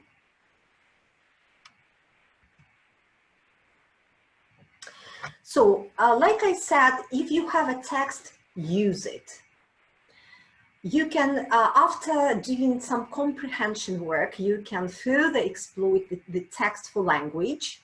You can do guided discovery. For example, asking students to find examples of what is always true or something that started in the past but may not continue into the future. You see, by putting it like this, you also check how well they understand the meaning of the tenses, okay? So they underline the examples, again, depending on the level, okay? If your students are of a higher level, you might ask them to underline all kinds of tenses. For lower level students, try to focus on one structure only or a couple of structures, usually constructive structures like present simple, present continuous. You can do further work by taking out articles from the text, okay, and then ask your students to reconstruct the text using the articles, or prepositions. Again, depends on your aim. You can give sentences with mistakes, okay, from the text. So they try to correct the mistakes and then they look back at the text and check themselves. Students can make sentences with mistakes themselves, yeah, for their peers to correct, and they enjoy it a lot, by the way. You can have collocation gaps, you can have phrasal verb gaps, okay, so try to exploit a text not only for comprehension, but for language as well. All right. More about open-ended tasks. So, like I said, in a closed-ended task, there is no choice, yes? And this is a typical closed-ended task. So students have to put the verbs into the correct past form. There is no choice. She left early, she made the cake, right? But we can improve it a little bit and make it more open-ended. We can give only the verbs, right? So when they complete the sentences in any way they like, right? Ask them to complete complete each sentence in at least, for example, 3 or 5 versions. Then you cater for weaker learners as well, because stronger learners will have 5 versions, but weaker ones will come up only with 1, but everybody will be happy in this case. You can give it like this. Okay. Or you can take out the verbs. So she woke up early, she got up early, she left home early, whatever. Okay, again, give them tell them this magic word, yeah, complete it in at least 5 or 7 ways, okay? Then some will do more, some will do less, but everybody will be happy, okay?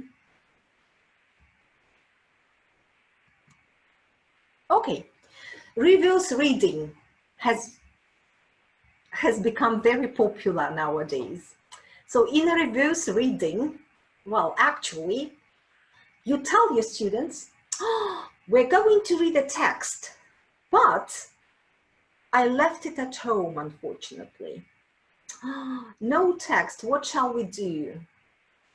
No text, but I have a list of questions. So you give your students a picture and you give them a list of questions to answer. So, and each group or pair will come up with their own text, all right? Then suddenly you find your text. Oh, I found the text, right? Okay, that's interesting.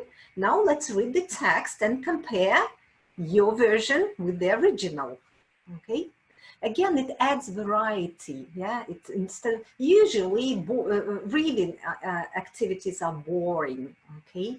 I don't know why, but most teachers do reading just, and students just sitting at the desks, reading and answering questions.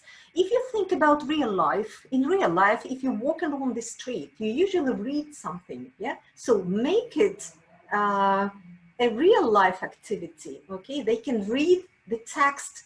If you cut out the passages from a text and put them around the walls, okay, on the walls around the classroom, and ask them to read and answer the questions, it will be more fun. And by the way, by moving, we get more oxygen here. And as a result, we learn better, we remember better, okay? Just try to spice up your lessons. Tatiana was talking about giving students a choice. Absolutely, they need to have a choice, especially in our days reality when we deal with a mixed ability class. They need to have a choice, okay? So you can give them, Tatiana mentioned, the choice with homework. You can give them a choice with activities, all right? For example, after reading, they could choose an activity to do. For example, this time I would like to retell the text. So for the next lesson, I would like to write the summary of the text, okay? But try to make sure at least 2 students have the same task so that they could compare and share, right? You could also give them a choice, by the way, with comprehension questions. It's not always a must to start answering the questions from number 1, for example, number 1, Natalia. And if Natalia doesn't know the answer, how is she feeling? She's feeling awful. She's feeling embarrassed, okay? Give them a choice. Tell them, for example, Natalia, which question would you like to answer? Okay? Which question are you sure about? Okay, it gives them more confidence, right? And they feel less frustrated. And of course, motivation. Okay, I think we mentioned jigsaw reading. Yeah, actually, I mentioned that, but you can also, if you use, for example, the same text, you can give them different tasks. For example, group A, everybody reads the same text, but group A will focus on some vocabulary they find important. So they will use dictionaries, they will write out definitions, make examples. Group B will write comprehension questions. Group C will write a story summary, okay? And then you regroup them and then they share the information, okay? Again, adds variety. Mutual dictation. I love this activity because dictation actually has been treated not in a very nice way for years, okay, being just a technical, meaningless activity. But if you find a short text, okay, and you give each student a sentence, by the way, you can do it in your online lessons. If you send your students a sentence before the lesson, right? Then each student, you begin your first, your sentence is first, okay? And then each student dictates their own sentence until everybody gets the whole text. And then they sit together and reconstruct the text to make it logical, coherent, and cohesive, okay? All right.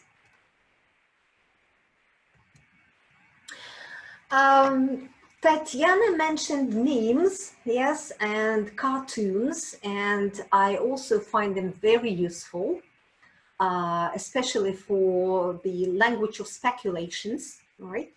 For example, if you take the words out of a cartoon or meme, yeah, you ask your students to come up with what might a caption be, okay, or what might they be talking about. Okay, this one is quite topical. Okay, they congratulate each other on New Year. Okay. Well, which is, I like this picture because at work, in my office, my husband and I are sitting like this, okay, in the same, and you know, we are always busy reading something, and it's very difficult to concentrate if another person is talking. Whenever he starts talking to me, I tell him, okay, write me an email, please. Okay, I'm not talking to you. Okay, so this is quite topical. Okay, another one for you. I think this situation is for this summer. All right, at least the cat found his resort. Okay. What? This is as close to the beach as I'm going to get. Okay. All right. Hopefully, we will get a little bit farther. Okay. All right. So you ask your students to come up with captions or thought bubbles, right? And then they can, well, I once had an activity like this, but I collected all the thought bubbles, put out all the pictures around the classroom, and asked the students to match, to find the matches, right? And we had a lot of fun. And then they voted for the funniest thought bubbles or captions. Okay. This one is funny as well. Just once, I'd like to come home and dinner be on the table. Okay. Angry husband. All right. All right. Another activity which actually involves students' imagination, who lives behind these doors. It's a nice speaking activity. So students, you put students into pairs or groups, and they try to make their guesses about families or people who live behind the doors. Again, you can practice a lot of vocabulary, including modal verbs, modal words, okay, probably, perhaps, and so on, okay. Descriptions, personal qualities, jobs, okay, and then they compare, they can argue, right?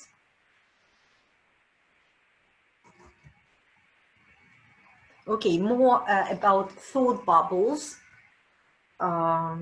Okay, just I will show you. I asked the students actually to come up with the thought bubbles, and we had a lot of fun. I'll show you the answers. Nice purse, thanks. It's my ex-husband. Okay, a little bit cruel.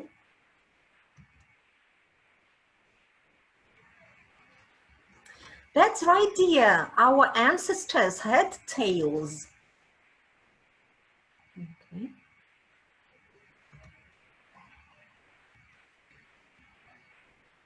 I met someone wonderful in a chat room, and then I found out she's a cat. Well, this is about lying on the internet, yeah. Okay. I think you'll find the sofa free. Okay. This is about my dog. Oh, there is one more. I'm leaving you, Gilbert. You can keep the bowl, but I'm taking the water and all the colored stones. Divorce situation, yeah.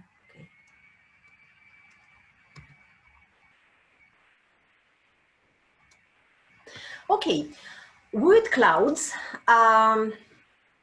I think, I can't remember who gave you some useful links to the word clouds. I think it was Victoria yesterday. This is mine, and here I have some idioms, okay, hidden. By the way, in this word cloud, they exclude articles and prepositions. So you give, if you want to do a revision, it's a nice revision activity. If you give your students a word cloud with some hidden expressions, chunks, collocations, whatever you would like to revise. So they first find them, and then you can ask them to make a story or ask questions or whatever. Okay. I have another one with sayings. It never rains, but it pours, for example. For this one, I usually ask them to make a story, the last line of which would be this saying. Mm-hmm.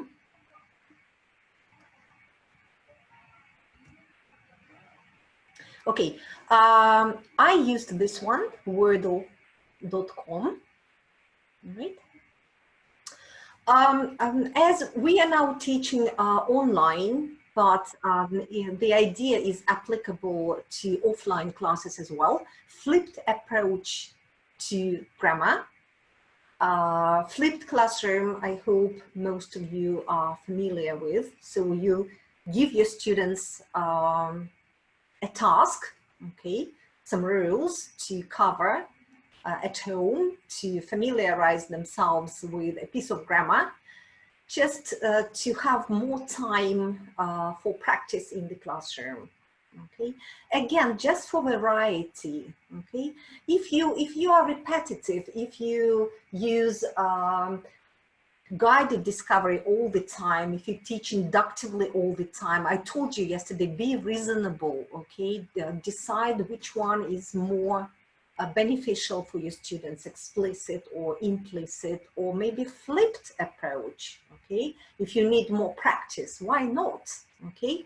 It gives them autonomy. They can learn a piece of grammar at home and then they come to practice.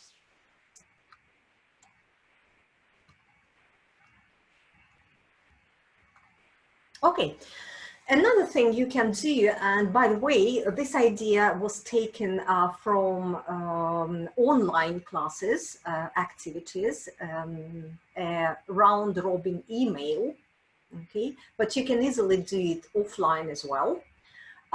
So each student needs to complete a phrase starting with one thing, okay?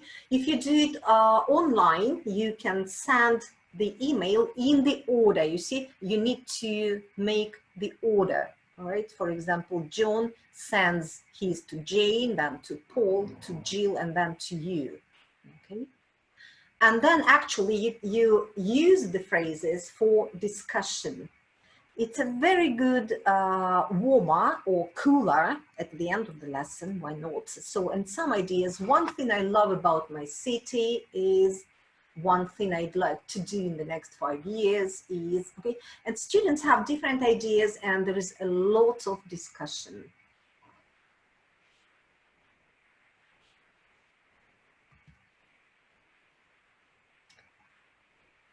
Completing sentences in an online chat, but offline as well, why not? Okay, again, a good warming up activity or a good way to finish your lesson.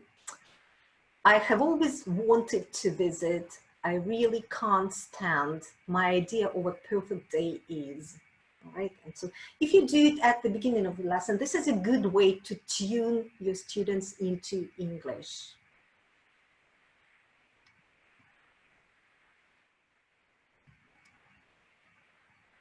Okay.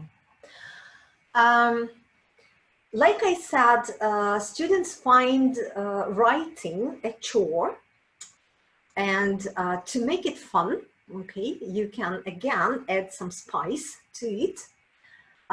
You can do fairy tale agony aunt, like give students a character from a fairy tale, right? Well, it doesn't mean whether they are adults or children. Well, actually, adults are like children and they enjoy these kinds of activities. Okay? You could give them a Cinderella, Snow White, Little Red Riding Hood, or the Ugly Duckling, etc. And they should write a problem page letter to a magazine, the Fairy Tale Times, explaining their problem. They should start like this: Dear Fairy Tale Times, I have a problem, or let me tell you about my situation, or I'm in terrible trouble, and so on. And then they have to exchange the letters and write a reply, okay? And then they can vote for the best advice they have, right? Don't forget to provide some useful language, like, I'm sorry to hear about your problem. Here is what I think you should remember. Very good to practice to give advice.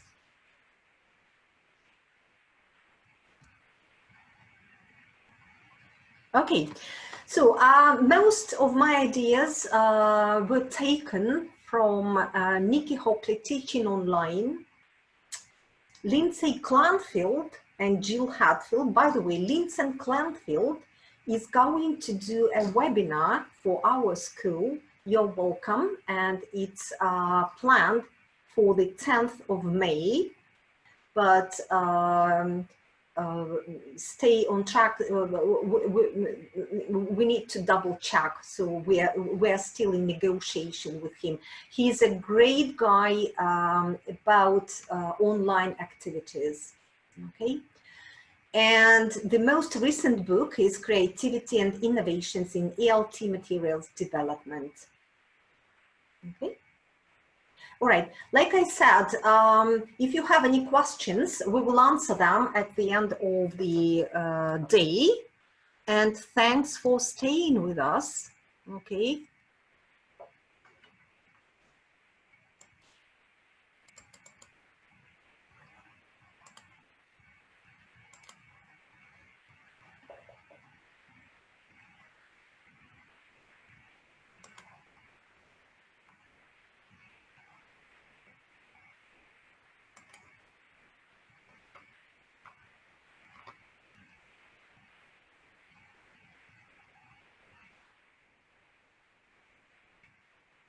Tanya, I can't see you.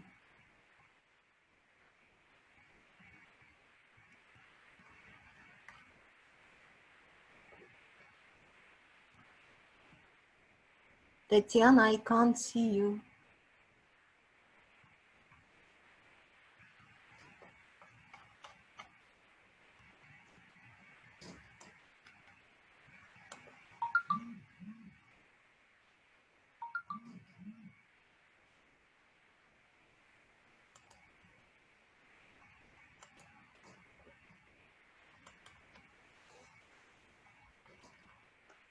Okay, yeah, thank you very much. Kind of lost my voice from a lot of emotions. Yeah, there are so many people here. Kind of, it's easy to get lost. Well, I hope you are still with us. And the final thing that I'm going to tell you about, probably that's one of the most interesting thing. Well, I'm gonna say one of the most interesting. No, all the presentations today were absolutely interesting, inspiring, lots of ideas. And what I like most of all, that we are all supporting each other. As you can see, all ideas are connected. And as Yelena Nikolaevna mentioned, that writing is quite often called a chore. This is the question that we're going to answer right now. And over here. Are you ready for writing? Here is, so we're going to talk about teaching and writing, focusing on the exams, but the main question actually is writing a chore? What do you think? Can you type in your answers in the chat box right now?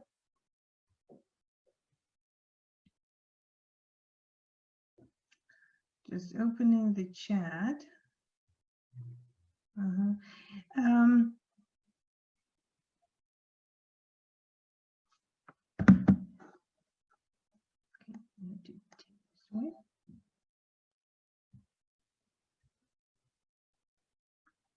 Can be, yeah, Scott, I totally agree. It can be dry and stimulating if it's presenting in the wrong way. Yeah, that's what we're going to do, trying to find the right way, at least something that could be good for our students.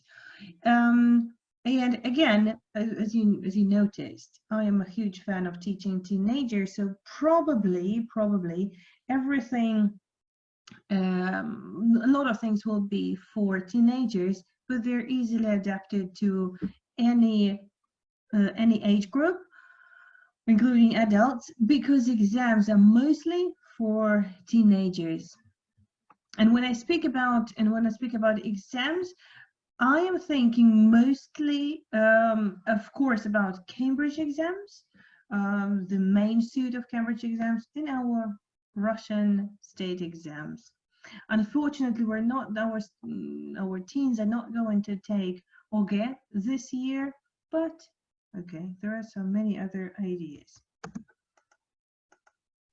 What to do. So writing is an activity through which, to make it shorter, I'm going to complete it on my own, through which students can express their personality and creative ideas. So it's not, I see it, I perceive it as a way of a way of sharing creative ideas, but not like a boring task. Okay, another letter, another essay to do for my exam. Yeah, and we do have to stick to the format, but everything depends. You will see how we can do it. In order to make it more creative, I will ask you to go to menti.com website now and use this code 390524. Let's do it right now, if it's possible. Yeah, can you just type in the chat? I'm going to stop this demonstration now.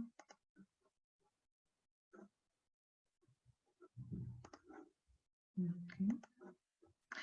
We're going to have a really interesting thing. My personal thing that it's interesting. Okay. And I wanted to answer some questions in this mentimeter.com.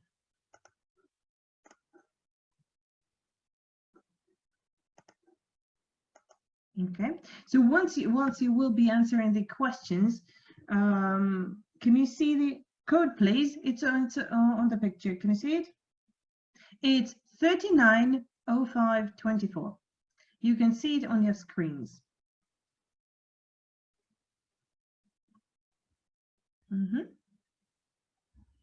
Can you see the answer, the questions? How often do your students write in class? And there are 5 options. Whoa, yeah, once a unit. The first answer. You see, that's interesting to see how interactive it can get. Thank you, Lina. Camel, yay, good. Never, it's better to be said as homework.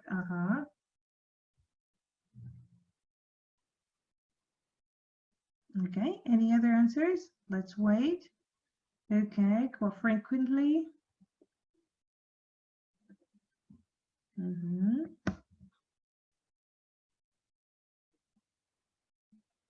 Cool, 10 people are with us, 11, great.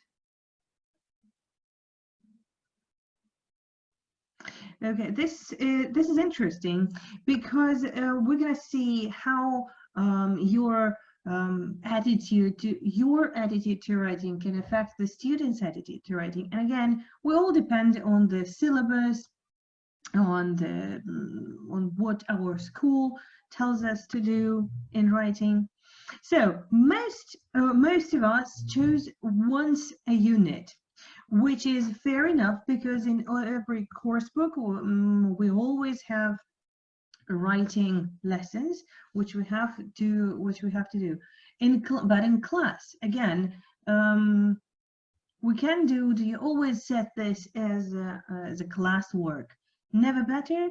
Never, it's better to be set as homework is the second popular question, once a week or quite frequently. Okay, that's interesting. Only if I have some other job to do. You know, what I meant by this option is like when in class we sometimes give the students, oh, it's interesting how the results change with some people joining us. So quite often when we have to, I don't know, to complete some papers, and we give our students, okay, please write something, write a picture description or something once a week. Whoa, that's an attitude. Cool.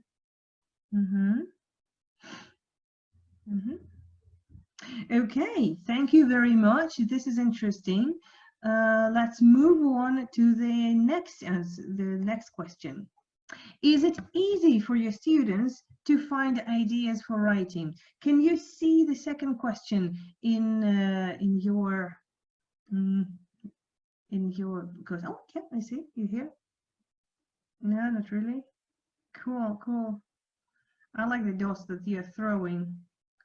Oh, there's one who has sure 2, 3. Yay, good.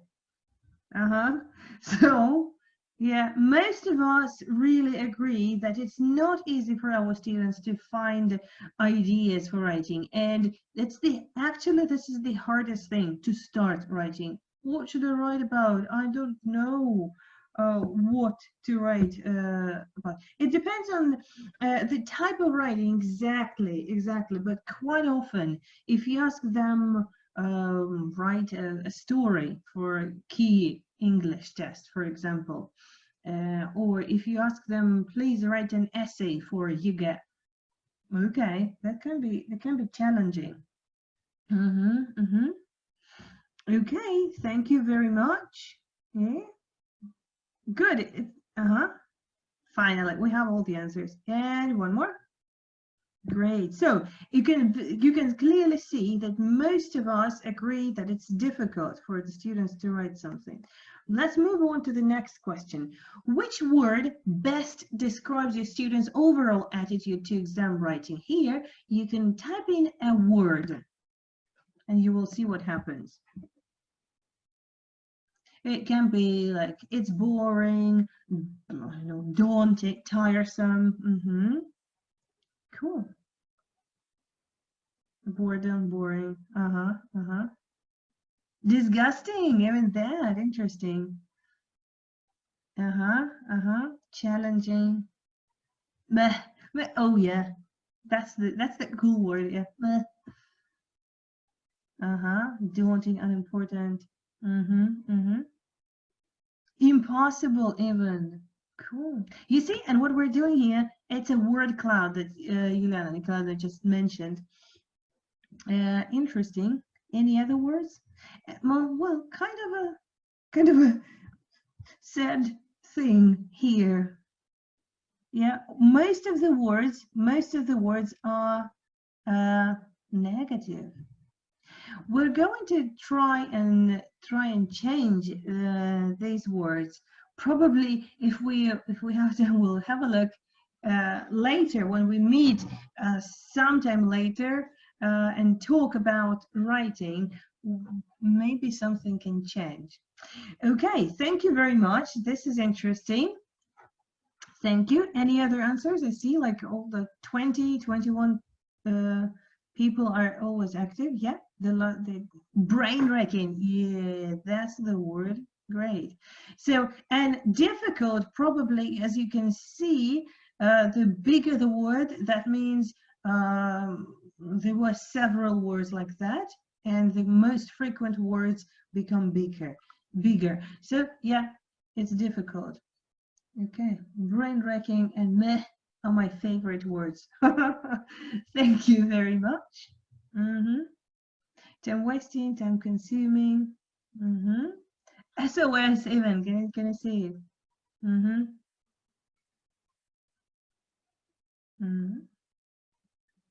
Okay, thank you very much. So we kind of see the whole picture. Scary. Yeah, I see the word scary appeared here. Okay, yeah, so very good. Yeah, just all the ideas. 19 people are here, 3 people are here, and once a unit is our leader here. Thank you very much. We're going to come back to our presentation. Interesting results actually, but I can tell you that writing is easy. This is the message that I am, what I want to send to my students all the time. Writing is easy. Look at my watch, my clock here. Watch, sorry. Yeah. But if you have the idea, the strategy, how to do that, the first thing is plan, brainstorm the ideas. The next step is to analyze. We study an example, a sample paper that we have, create, draft, and finalize, and then evaluate, get feedback.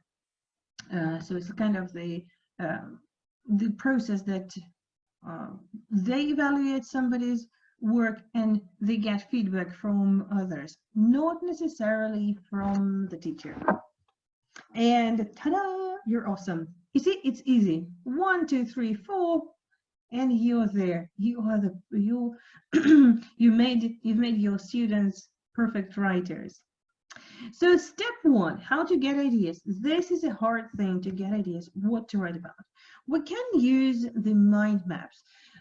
Again, as you can see, I'm not that perfect in writing on boards when I'm in a hurry, but at least something is clear here. It was back in the days when we had offline classes. Thank you, Scott. We're there. But now, well, there are some nice websites which can help you to create mind maps. You can use them. So the first idea is we get the topic of the essay, for example, that you have to write about. The central idea is in the middle. We brainstorm all the possible endangered animals. Then over here, let me just. Okay, then here we're thinking about the reasons why this can happen. So this can be because of the angry person, because of global warming, the climate change, because of the ecology. This is the idea of the factors in plants, toxic fumes. Then SOS, what to do? Natural parks, strict laws, not many plants or factories. Then with a different color, we add some useful language here. Of course, it can be better organized, but still just to give you an idea of how to use mind maps for that. very useful. It really helped, even not only for writing, but also for speaking as well. Then, if you remember when we had the World Cup in 2018, this video got viral, really. This is a video from a British boy and his father who actually visited several Russian cities in the World Cup. And in this video, I'm not going to show it now to save time, but you can just try to find it.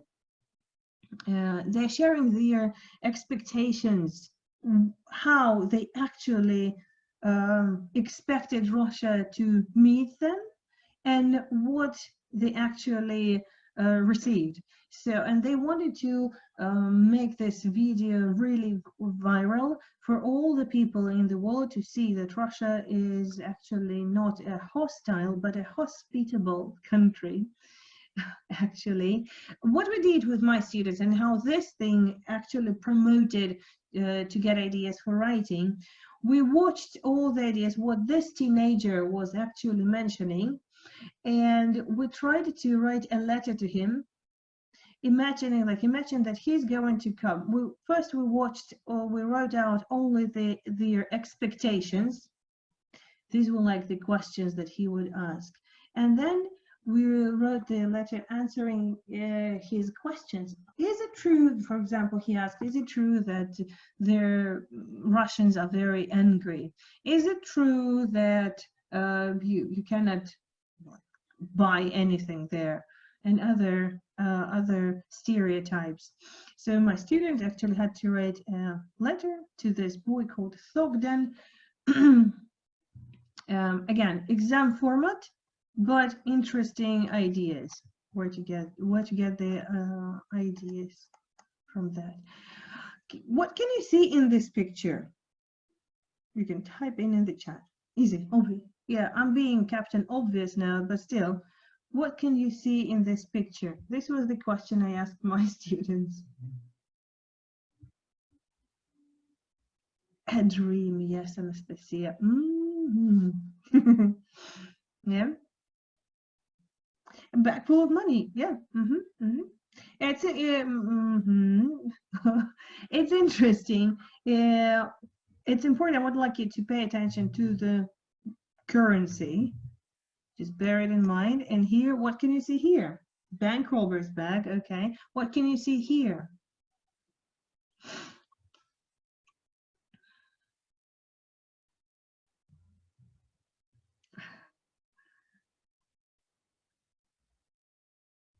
Budget teacher's salary after isolation. Okay, in your dreams, Nastya.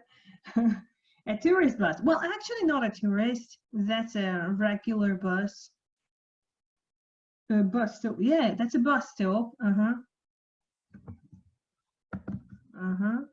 Yeah. What do you think is the connection between these two pictures? Can they be connected? That was the question that I asked my students. Any wild ideas here? What is the connection between these two pictures? Yeah, this is a detective story. Someone found the bag on the bus. We're close to that. So the idea is they are looking for that. One important thing is what I implement to make it more personal. Well, okay, I will tell you a little later. Yeah, so we talk about the pictures, we talk about mind maps, we talked about the videos. All of these can be huge sources of inspiration and where to get ideas. When you have some visuals in front of your eyes, it's easier to start making up pictures and the connections in your brain. Found money in the bus, yeah. And trust to transform them by bus. Okay, that is interesting. Good idea. Very creative. So how to analyze? So the thing is that in our course book, Gateway B1, there was a story. The students were encouraged to write a blog this is a very similar story, but I decided to adapt it a little bit to add something personal to it. Just I'll go back here. This is a bus from Salt Lake City in Utah, where I spent quite a while. This is a very a story close to me, connected with the buses. I like the views here, all the people. So I told them the story. So when I was in Salt Lake City, I was traveling by such buses a lot, but I've never ever found anything on the bus. And then I gave them this blog, which is totally changed. And I asked them to tell me what. So first, they read the story to check their guesses, of course. And after that, we started looking at some interesting details. What do you think is important for this blog? Well, I mean, when we're analyzing the text, what kind of things do we pay attention to? You can type it in the chat, because what we had in the course book, that was just a text with some pictures, a picture of the bus and the money.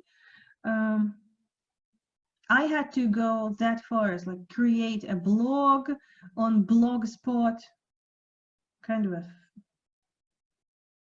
punctuation, calculations, capital letters, numbers, informal speech. Yeah. So I asked them first, what kind of text is it? This is a blog. What kind of things do we usually write in the blogs? Some personal stories. What is special for the blogs? They tried to pay attention to the date, to the heading.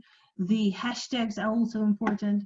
Why do we use the hashtags? To make a lot of people see the blog and read. The different fonts, that's in caps lock, in all capital letters. When you want to express your emotions, there are emoji that you mentioned. That is informal style. Yeah.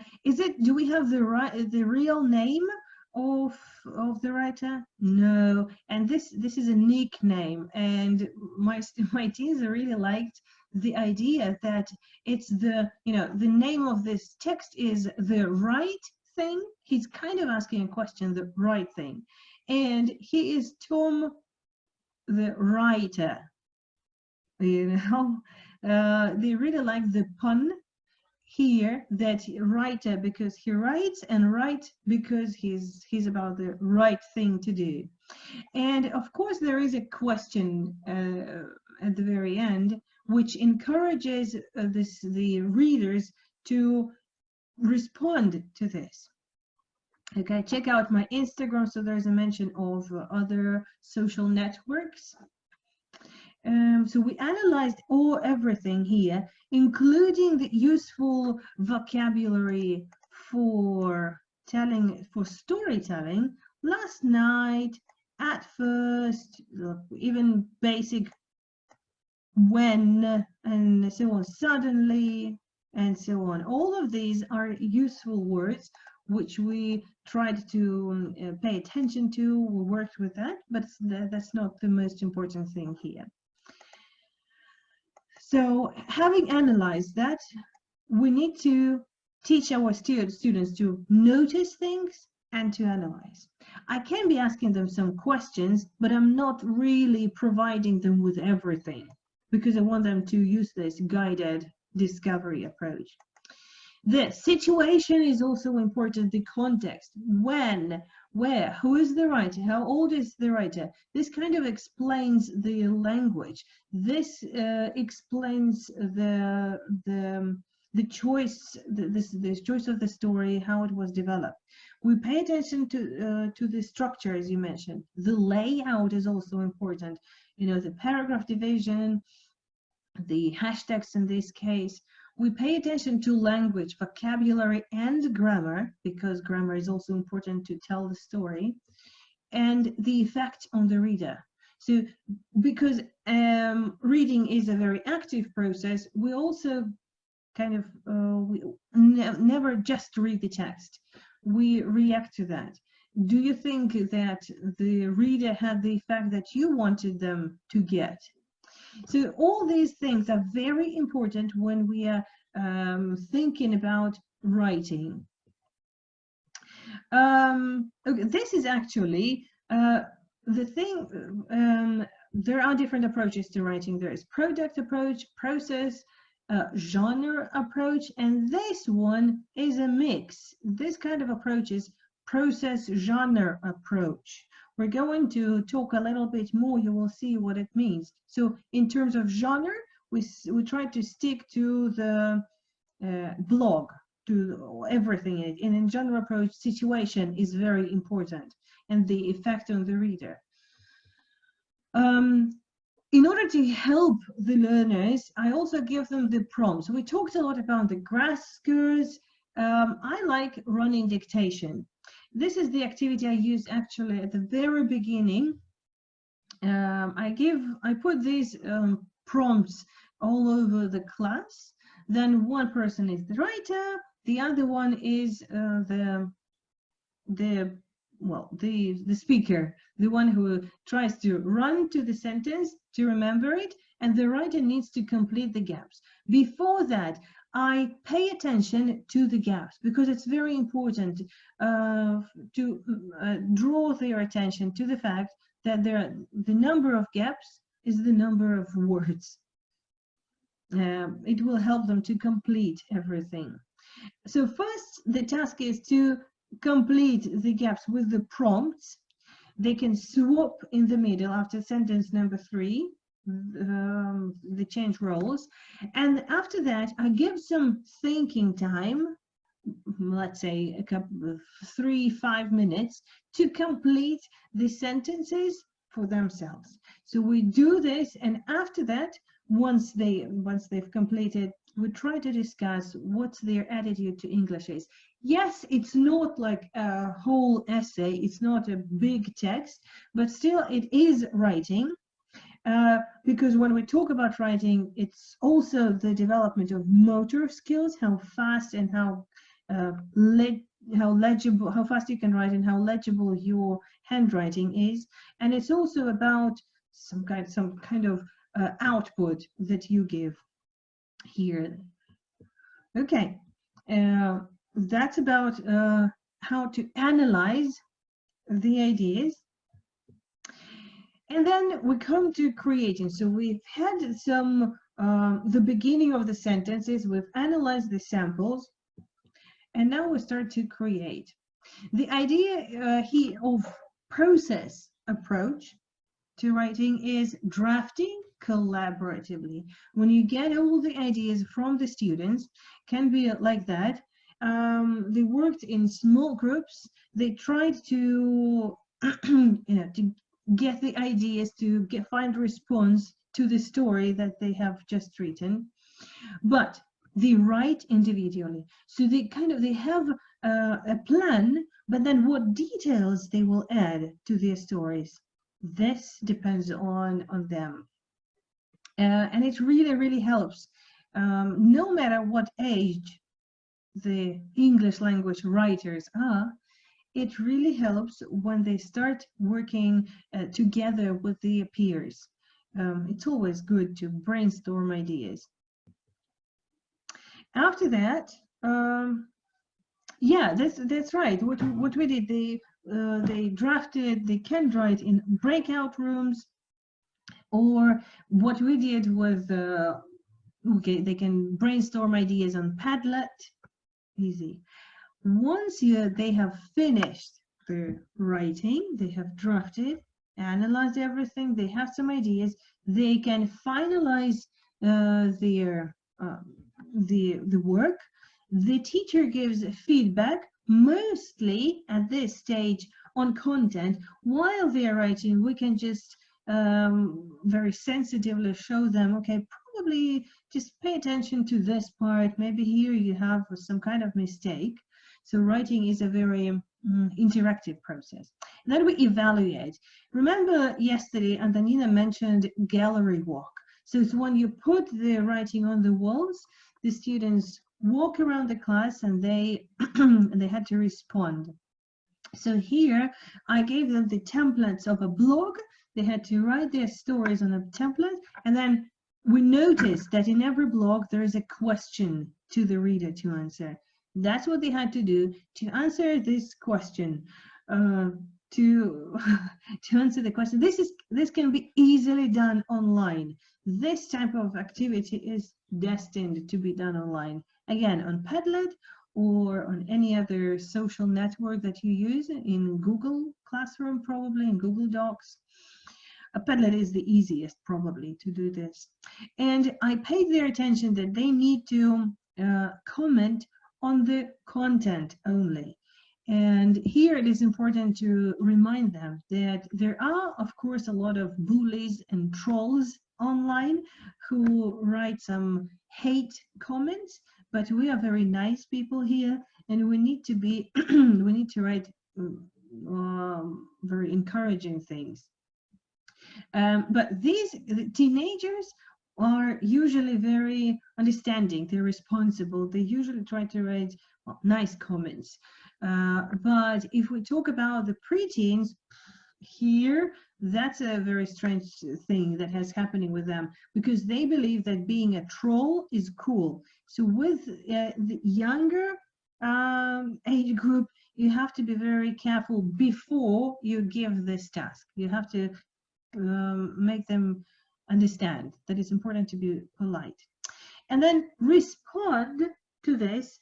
Another activity that I used with another group was they couldn't leave the class without writing a response to that. That's how actually you work with when you have no time for that in class, but I desperately needed to get some response from them. So as you can see, they're wearing the jackets already, but they have to write something. And writing on walls, again, it's like drawing on your fingers, drawing faces on your fingers.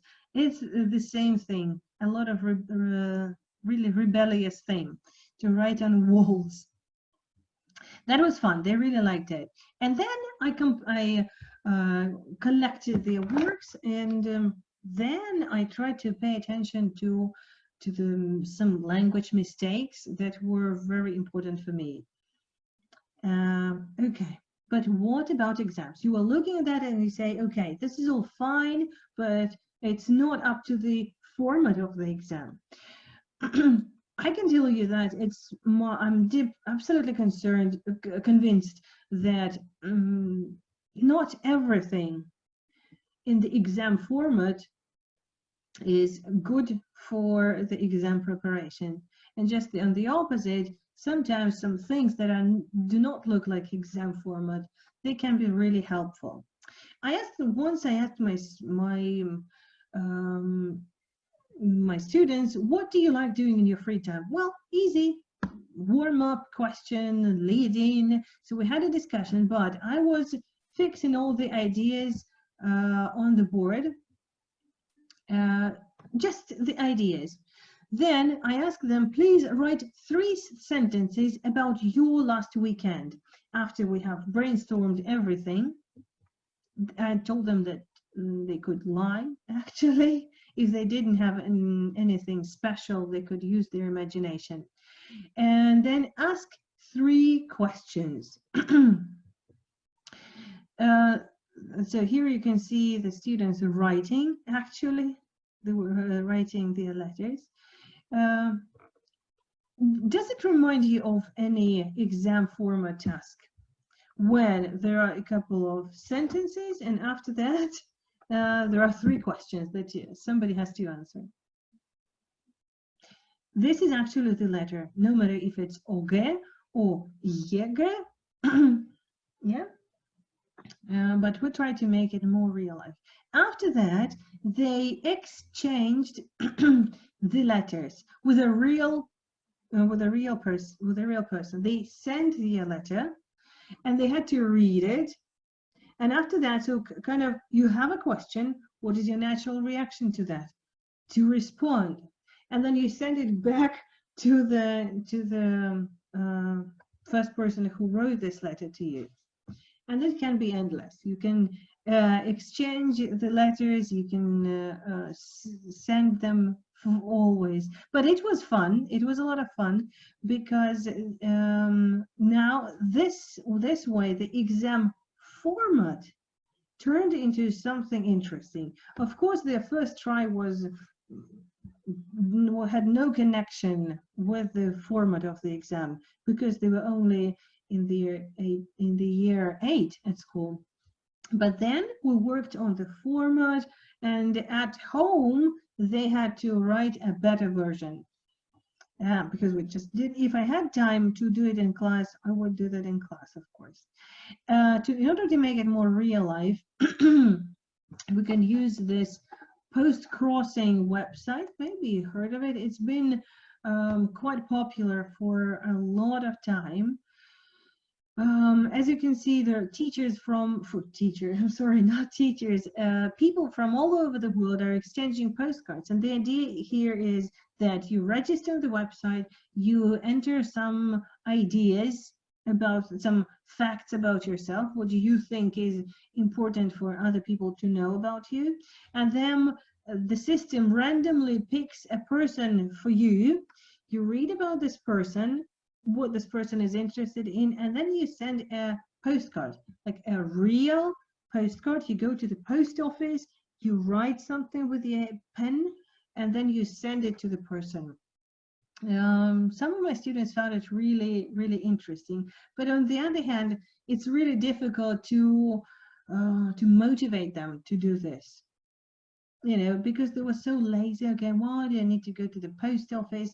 Only the children who were really inspired to do this, they did this. But the adults, they are happy to do this all the time. I don't know why, but adults find post-crossing even more encouraging.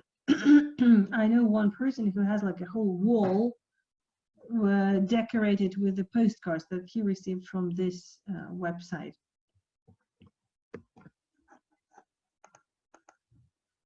So the idea here is, when we want to write, we want to visualize the format. So this was all like how to, again, close to the format, the letter. So we breathe in some real life into our exam writing. And after that, we breathe in some good metaphors of hamburger. Sorry if you're hungry, but this doesn't look tasty anyways. So a good paragraph is like a hamburger or a sandwich, whatever you want. So there is the topic sentence on the top. There are some juicy details and a closing sentence. Well, it's true for any paragraph, actually, even in if it's in the even if it's in the exam format. Wait, sorry. And then we need to think about the reader. An important thing is there are two different cultures. The English-speaking culture is writer responsible, and this is, as you can see, is the reader responsible. Whatever happens to you when you're reading, it's your responsibility. But here, in English-speaking countries, when we are writing in English, we have to, everything that happens is the responsibility of the writer. We have to take our reader and lead them through the text without any complicated metaphors. Really, like, it's the responsibility of the writer to make sure the message is understood, so that writing is clear, direct, unambiguous. These are important things that we need to bear in mind when teaching our students writing, whatever text they are doing. A very interesting idea about how to revise. Wait a sec. Revise with arms and edit with cups. we need to add sentences and words, remove unnecessary words, move a sentence or a word to a better place, substitute the repeated words, and edit with caps. That means we pay attention to capitalization, usage, punctuation, and spelling. So this can be kind of a memo for our students. I usually give them this thing to remember what they need to pay attention to when they're checking their work. The possible essay topics are like that in a word cloud. We're not going to stop at that for a long time. But another idea is how to exploit the pictures. I would ask my students to look at these two pictures, and obviously if I'm preparing for exams, I want to kill two birds with one stone. I would like them to compare and contrast these two pictures and ask them what is the topic here. And they will just tell me that it's like eating habits. And then we will have come up with this idea. Nowadays, it's difficult to follow a healthy diet, to eat a healthy diet. And after that, I give them this task from FCE Games and Activities, a very good book. There are some sentences. The task is to complete the sentences, the essay, not with the ideas, but with good cohesive devices, like however, also, as well as that, and so on, to make the essay look nice. This one is difficult, and if you ask your students, for example, to do it as a group, like one person, one pair does one sentence, then the second one does the other one. This is interesting, collaborative writing. And you will see that the essays will be different. So I also wanted to share my top 3 resources with you. So if you remember what a modern teenager is like, is they prefer to work independently, going through these difficult emotional changes. They need less teacher support. And of course, they're digital natives. So all 3 things that we need to foster in our teenagers. And I would say even, well, the adults are not really reluctant to do that. And of course, all of them are not really keen on writing, as we figured out when we're doing this first thing. The first resource is called Grammarly. Probably you've come across this resource in all the YouTube ads. I really used it, and I think it's cool because if you start typing a letter, they underline the mistakes, and as you can see, they pay attention not only to the mistakes, but also to this fantastic thing. Here is how your text sounds. Which tones did we get right? So this is confident, friendly, and forceful. I actually gave this task to my students to write when we were talking about the emotions. I asked them to send me an email and then to take a screenshot of what Grammarly thinks their text is like. And then, oh my God, they don't need us anymore. You know, they can, while they are typing in this, I was trying to send a letter to Yulia, as you can see. So they draw attention to the type of the mistakes. Yeah, remove a space here, correct your spelling, change capitalization. Then here, I like the clarity thing. It appears that really may be unnecessary in this sentence. Consider removing it.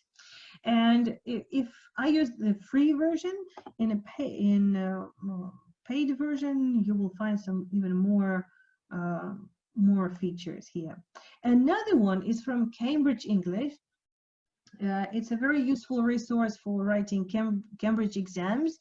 As you can see, you will find like B2 first, IELTS academic, different levels.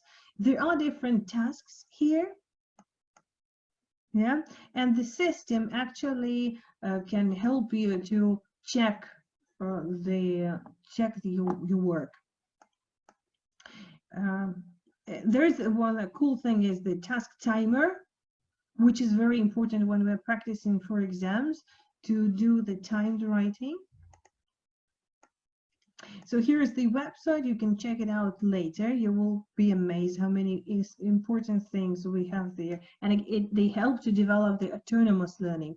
And of course, Padlet. We had a look at it. There's another Padlet that you have with another group. Here's where they send the letters like that. We could work on the layout here. It's visual here. Then they send the news about the COVID. We couldn't just forget about this topic. Your predictions about this, about summer. I posted the task here, and just there they send their responses. It's interesting, but speaking about the motivation, this is the Padlet for that silent group. They find it difficult to speak, but when it comes to writing, they're very active here. And if we compare the two Padlets, those who speak more, they have not a lot of things there, but the silent ones write more. That's an amazing thing. Make writing real life. I had the WhatsApp chat, something that Yuliana Nikolaevna also mentioned, you know, real chats with them. During the lesson, we were using this chat with my students. They were trying to send, they had to find pictures online and send to the chat. And we pretended that those were the places where they are. And here, this girl, can you see this girl, Prapavshe? And she was actually not in the class that day, but she got so interested. Like, what are you doing? Yeah, and she was shocked to see that I'm in New York. Where are you? And that stuff. Again, I'm not punishing them for mistakes, but the search for Cambridge exams, it's write and improve in one word. I will send the link to everyone. You will get the presentations, all the materials, I think, and the videos a bit later. Another thing to make it real life is I use the postcards over here. I bought them in London. I found them really cool to use as flashcards. So first I showed them the flashcards, like the back of it, and they had to guess what is it, looking just at the silhouette of this thing. Then we figured out how they are connected. I showed them the maps of the places, and then they had to write. So again, in course book, we had a typical postcard about something that you had to imagine. It's difficult for preteens to imagine something. That's why they had to have something. I gave them a choice of different flyers. I am a crazy person who collects everything from all the museums. I have a big pile of the realia that I use later in class. So they had to imagine that those were the 3 places that they have visited, and they had to pick one that they were going to use, because this was the grammar that we were studying, present perfect and going to. They had a lot of fun because later we again exchanged, and they had to respond and comment on the content of everything. That was fun. Okay, to finish up with everything, another my favorite writing activity, you remember there is this story, I remember many years ago, I think it was Jim Scrivener who came to Rostov quite a while ago.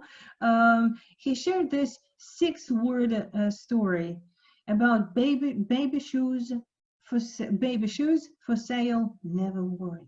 And they say that Ernest Hemingway wrote this 6-word story, but we never know if Hemingway really wrote that or not. But there are some books, 6-word memoirs by teens, famous and obscure. So what I would like you to do, can you please in the chat summarize your overall impression of our conference in general in 6 words. It's a difficult one. I will give you some time to think. So only 6 words and your overall impression of our conference. This can be something like always the friend, never the girl. And there's a whole story behind this little sentence. Or another one, my true colors are very bright. Very teensy thing. Best friends, text messages, summer love. Time well spent, notepads full. Thank you, Lena. I could have been, Scott, come on, you could have been. But thank you for joining us.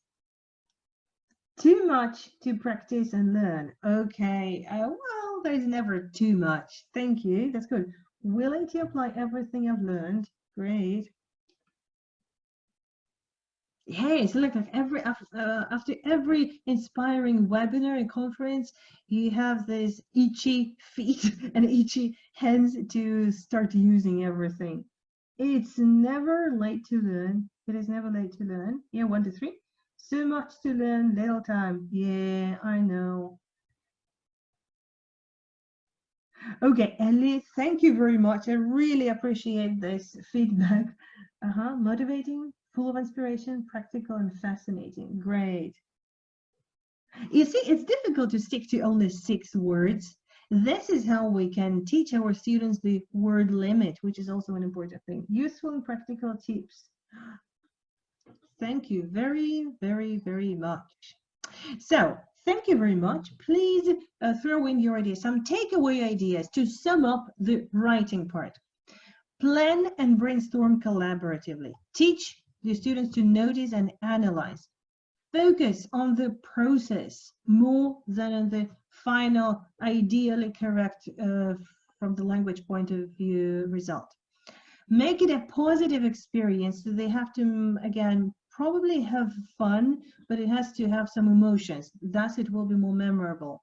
Edit with arms and cups, and redraft once again. That's a skill. That's an exam skill that most of our students lack, unfortunately. And then revise everything.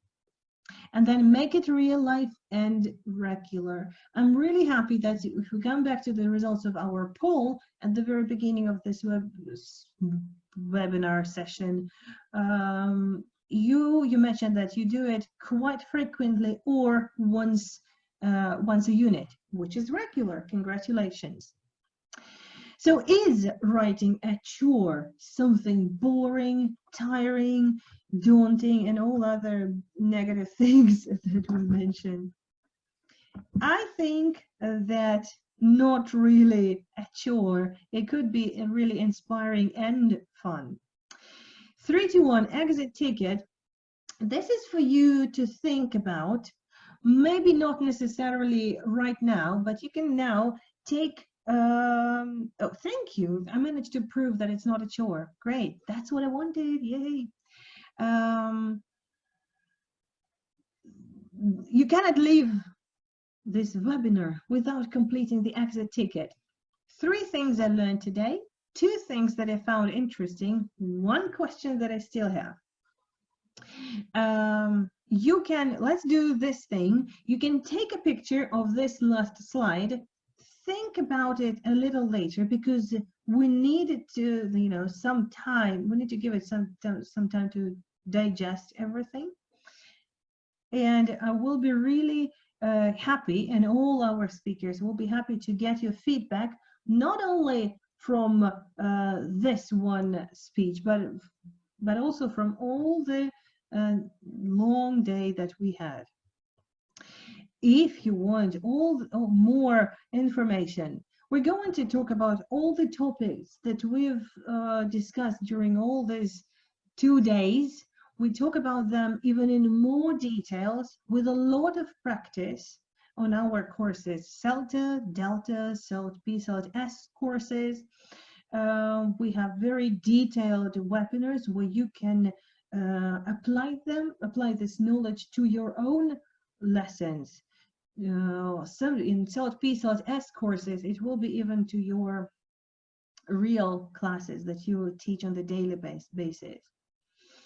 And we also have some regular seminars that happen during the year, some face-to-face seminars. So if you are in Rostov or in Rostov region, feel free to join next academic year. So I would like to stop here. And do we have any other speakers still here with us? If you want, you can switch on the camera if you have anything to add. If you have well, Victoria, can you comment on the Val wants to ask a question about joining our CELTA. Is it possible to join our CELTA with you and Yuliana Nikolaevna without leaving Moscow? Just a second. Just can you repeat the question, please? Is it possible to join CELTA in Language Link Rostov without leaving Moscow? Without leaving Moscow. Okay, so this year we are running a CELTA course in Moscow. So Yuliana Nikolaevna is the main tutor there. So if everything is fine, but again, we don't know how the situation is going to change. Yes, so I'm speaking about this isolation and lockdown. Yeah, but I hope that in the future this practice run CELTAs in Moscow will be like regular. Yes, so and we will go to Moscow. So just Yuliana Nikolaevna will go to Moscow and run CELTA there. Mm-hmm. And then do we also have the online CELTA? Yeah, exactly, online CELTA. Yeah, so you can always join the online course. Yes, Tatiana, we just answered your question about the online CELTA. So there is online CELTA, which is official Cambridge project. Yeah, which takes a little longer, but I think we will also have some online CELTA, like a month-long online CELTA. Yeah, so just if we are under lockdown in June, so we will be running our CELTAs online, but they will be intensive CELTAs, not 9 months, like long online CELTA, yeah, so, but we will be running intensive 1 month CELTA with full, with everything, what is needed to be done, so everything will be done. But here's a question in the chat. Take it talking about online, but anyway, you need to go somewhere. Yeah, sure. Just when we are okay. So this is a question of CELTA under lockdown, which is supposed to be fully online, and teaching will be online. And so it is a different thing if we speak about online CELTA, regular online CELTA. This is a long process, I mean online CELTA. It takes several months and you have to teach your lessons offline. So you have to come to Rostov for offline TPs, for teaching practice. Yes. You see, 2 different types of CELTAs. Yeah. What about the certificate? Will it be reading or will it be reading that it was online? I think the certificates are absolutely the same. Yeah, so it's CELTA. CELTA is CELTA. For example, I did my Delta Model 2 online, but yeah. my Delta certificate is just the same as Vika's. Yeah. With a difference in the grade. I'm just thinking, what's that? By the way, because on my certificate that I was doing distinction. You see, we have only the best tutors here. Scott is asking about the WhatsApp group about the webinars. I think we will have a newsletter, and your email is already on the database, so you will get all the information. Scott, I will send you personally all the information. Okay, so good. So please feel free to join our groups on Instagram, on VK, check out our website, celtadelta.ru, to get all the information about the seminars. I hope you enjoyed this day, 2 days with us. It was fruitful for you. And all the certificates and the video you will receive as soon as they are ready. So you will get the certificates and the videos. If you need anything, feel free to contact us somehow personally or through the website, and we will be very, very grateful to you if you leave your feedback somewhere. Do you remember this exit ticket? That could be a good idea as well. So in any format, we're giving you a choice. Yeah, so any format, but we will be happy to receive your feedback. So I think that is it. Yeah, thank you for participation. It's impossible to say goodbye. Yeah, so it's very difficult to say. I just always say bye-bye, like just when everything finishes. It's but just I think that we had 2 wonderful days with a lot of practical ideas, and now you can look through your notes. Yeah, so and I like, after such meetings, after such events, when you are like packed with ideas, what I like doing, I look through my notes actually, and I choose one idea I liked, and I try to use it with my students, with different groups. For example, today I will be, I choose a couple of ideas, like bright ideas for a week, yes, and I try them out. Then I continue, I choose something else and try something else. And then, so I try to process and implement many interesting practical ideas. So thank you very much. Oh, thank you very much. Thank you very much, Tatiana, for hosting and for being with us actually 2 days, and for your support. And just that's great.